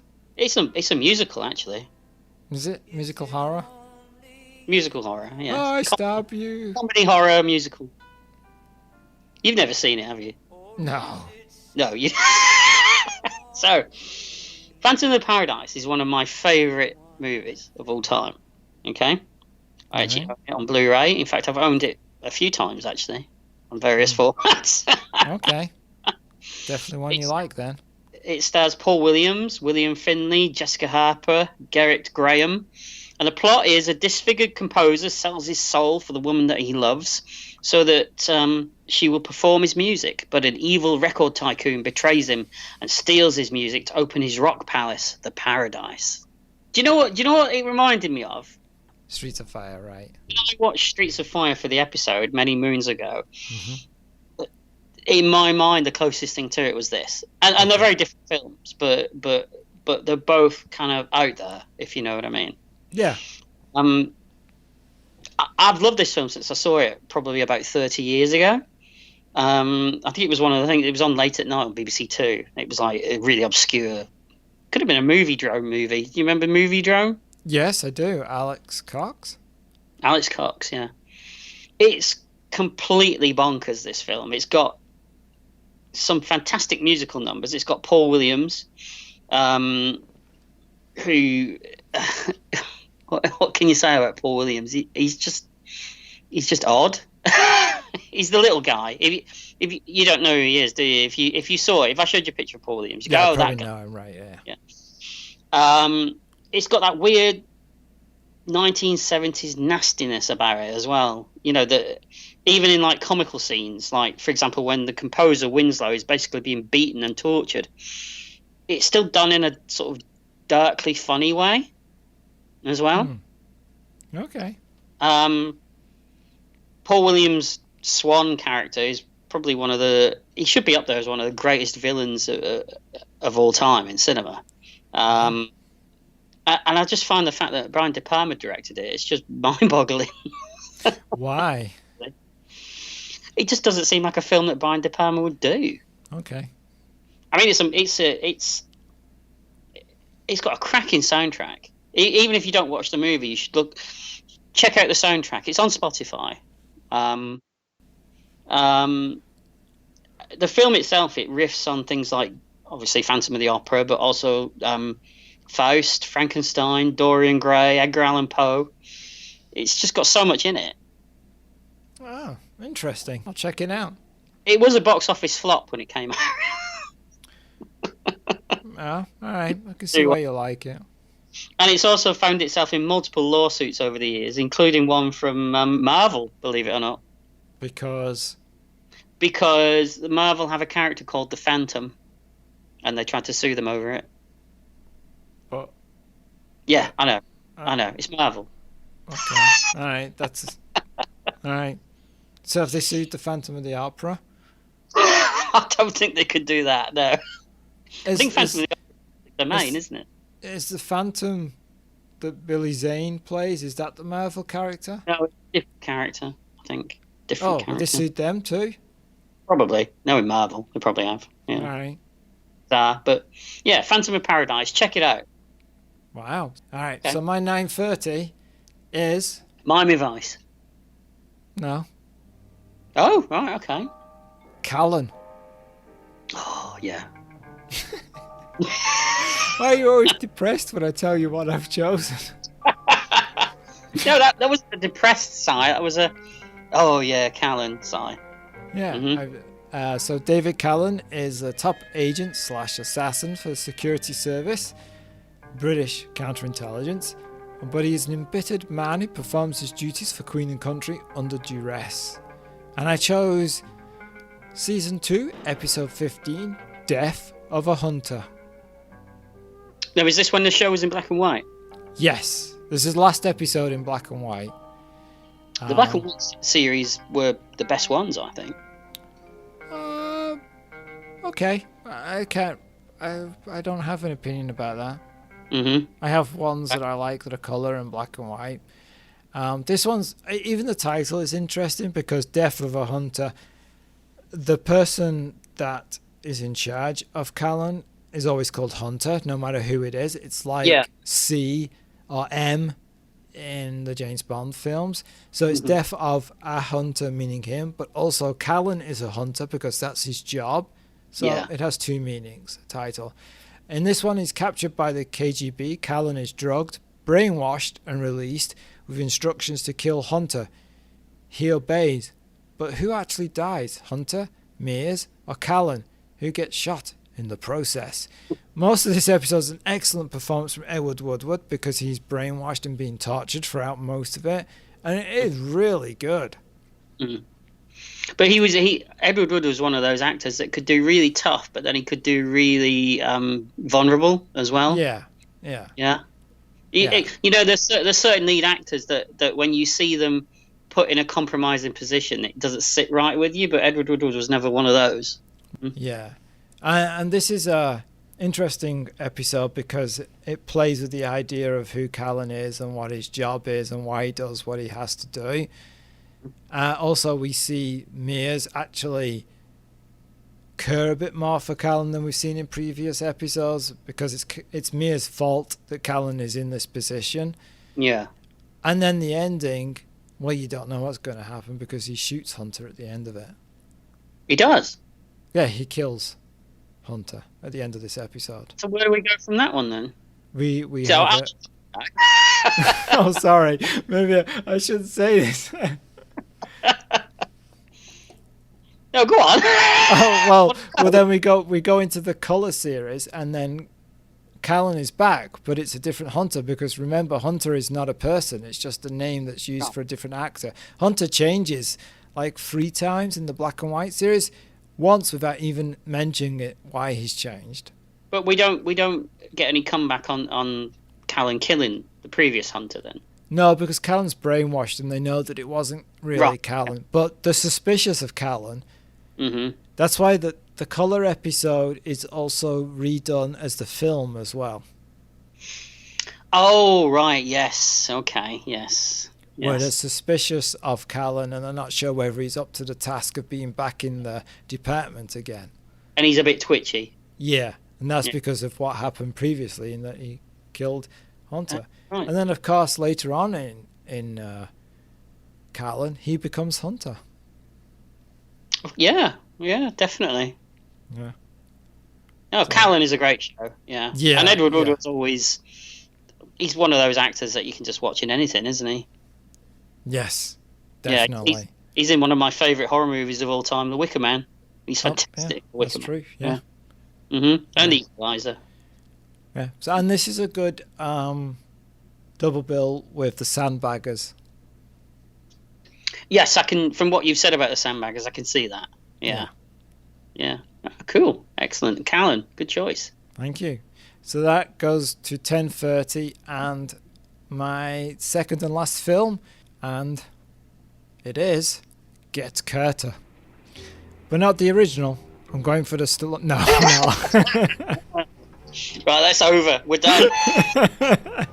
You can fuck this episode right off. When his brother dies under mysterious circumstances in a car accident, London gangster Jack Carter travels to Newcastle to investigate. Wait a minute, that doesn't sound right. Well, technically, it's true. It's accurate to a certain. It leaves a lot out, but Yeah, that sounds weird. All right. Yeah, so this is a Michael Caine film. Yep, And is excellent gangster film. it is. It's got that thing that I was talking about how films from that period just drop you straight into that world, don't they? Mm-hmm. Yeah.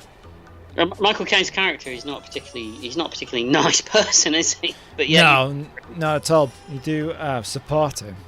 Yeah, you definitely root for him. So yeah, it's one of my favourite films, and it's a movie that I can watch again and again.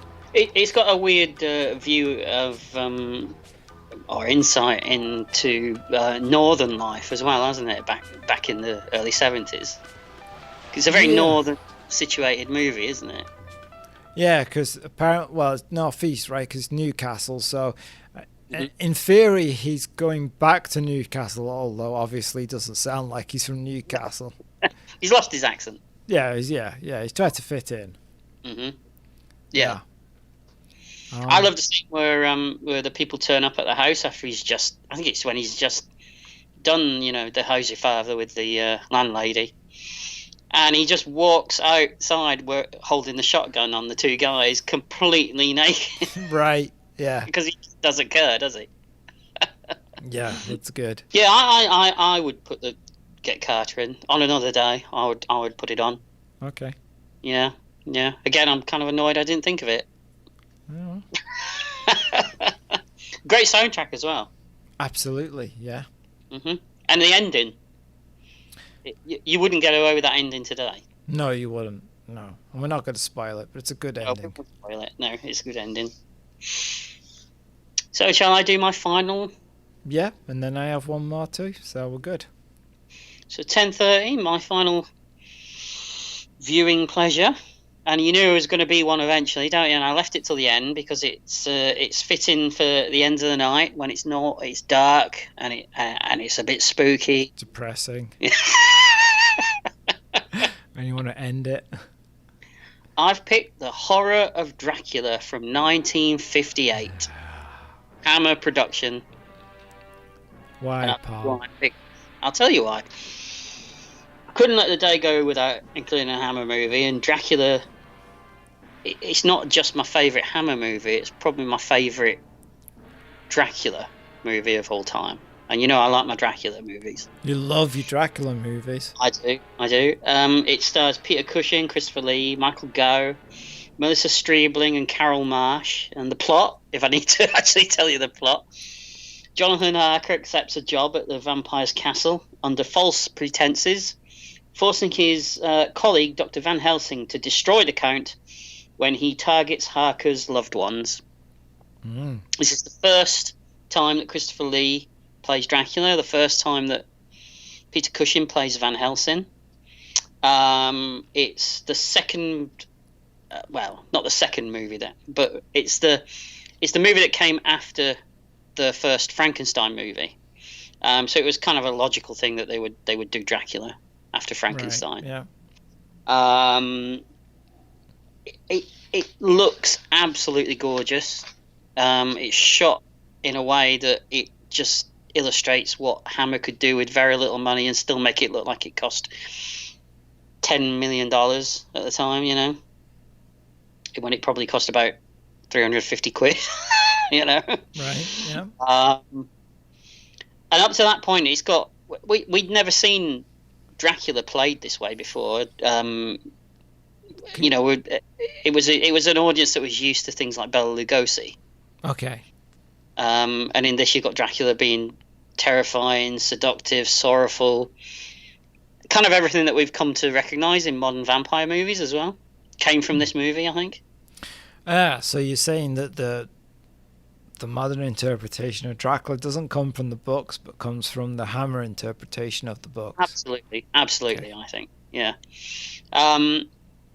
You know, I like Peter Cushing. I won't go on about it again. Do you?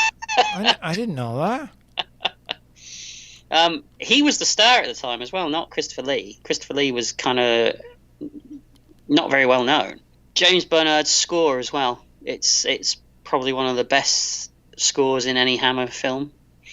And everyone remembers the finale where Cushing leaps across the table and grabs the drapes and pulls them down, and then picks up the candlesticks, and Christopher Lee crumbles into dust at the table. I'd forgotten it. You'd forgotten it.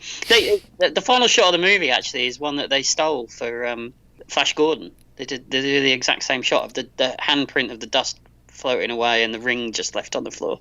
Okay. And I also think it's a masterclass in how restrictions of budget force writers to take a book like Dracula and adapt it in a way that sometimes leads to a more clear cinematic vision of a piece of work. Right. Because they didn't have the money to do the book, so they had to truncate it a lot.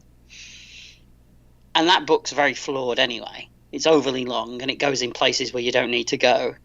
And to strip it back the way that they did for this film makes it a better story, I think. Wow.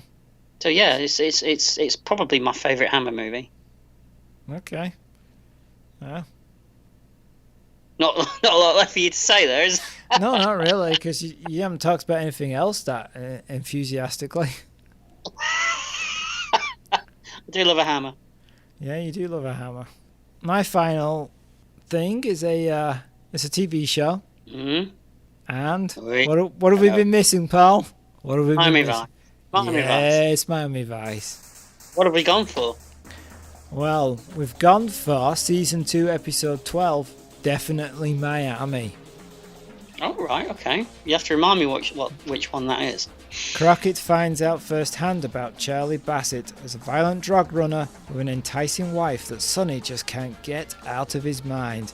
So there are actually 2 cases in this. Tubbs is working the actual case, but then Crockett is trying to get this woman away from her violent drug runner husband, but he actually knows he's being played as well. And a lot of great music, obviously. It's Miami Vice. Some fantastic lines, like there's... Oh, yeah. So it's really hot in this episode. Like, everybody is sweating to death in this episode. And Sonny's like, it's so hot you could fry an egg on my face. And Tubbs is like, I hope I never get that hungry. But in the office, everybody is sweating, dripping. It's hot. Castillo, not a single bead of sweat. It's a cool customer, isn't it? Yeah, there's just nothing at all. It's clearly done on purpose. He's clearly said, I'm not sweating for this.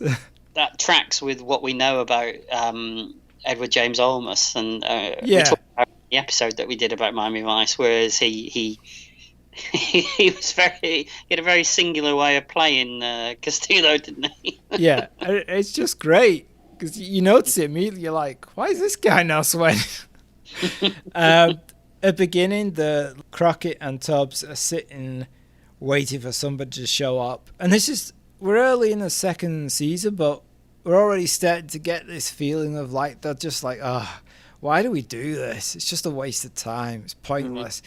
And they're watching and they're seeing this woman in a bikini and they're just staring at her, and Tubbs is like to Crockett, you need to really stop eye rolling at this point.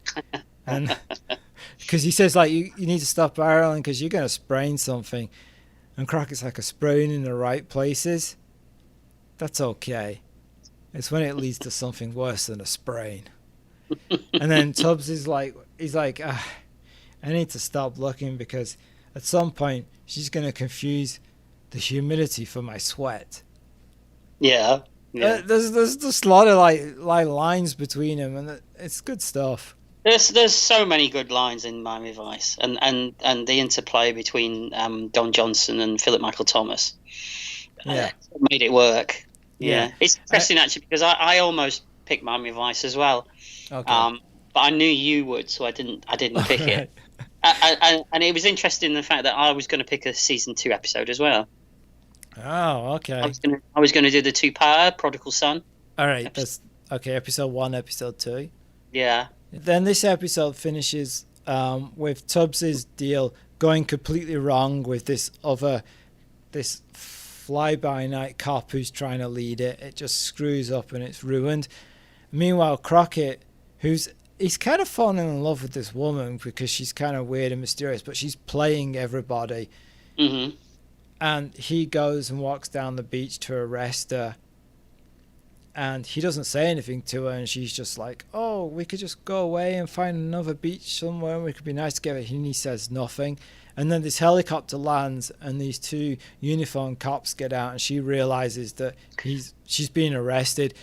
And they take her away, and all Crockett does is just put his sunglasses on. Yeah. There's no dialogue at all from him whatsoever. Yeah. And then as she's been led away to the police helicopter, you see her put her arm around the police officer. Because now she's going to start playing him. Yeah, definitely. Yeah, I remember that. Yeah. And Crockett just turns and just walks away. And there's no dialogue at all from him at all. And then the episode finishes. And it's just perfect Miami Vice ending. There's no denouement. There's no like, everything's going to be back to normal next week. It's just like, boom, we're done. There's no Romano selling a penguin. No.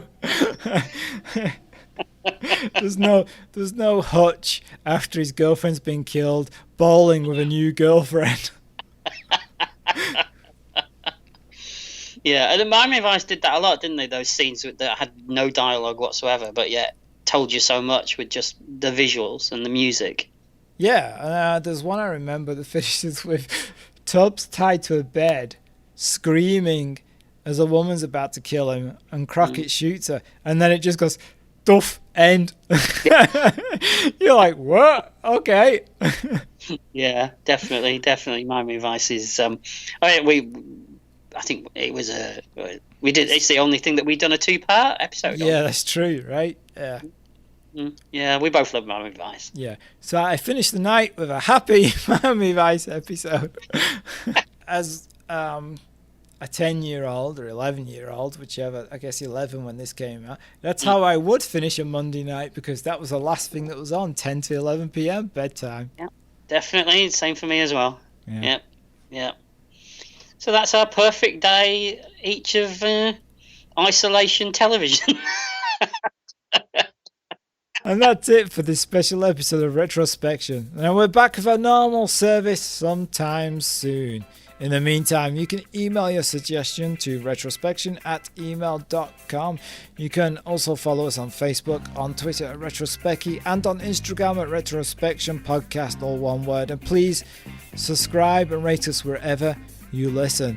You can also hear the themes and songs from the films and shows we review at our Spotify playlist. And finally, if you'd like to support our old episodes and help new ones coming along, then you can lower our server costs by supporting us via patreon.com/retrospection. Thank you to our current Patreon supporters who make sure another month goes by that Paul doesn't have to take up that second job as a coronavirus vaccine tester, even though he doesn't like syringes, but he doesn't mind a little prick now and again. Thank you for listening. Goodbye. Bye. Oh, that was an epic one, wasn't it?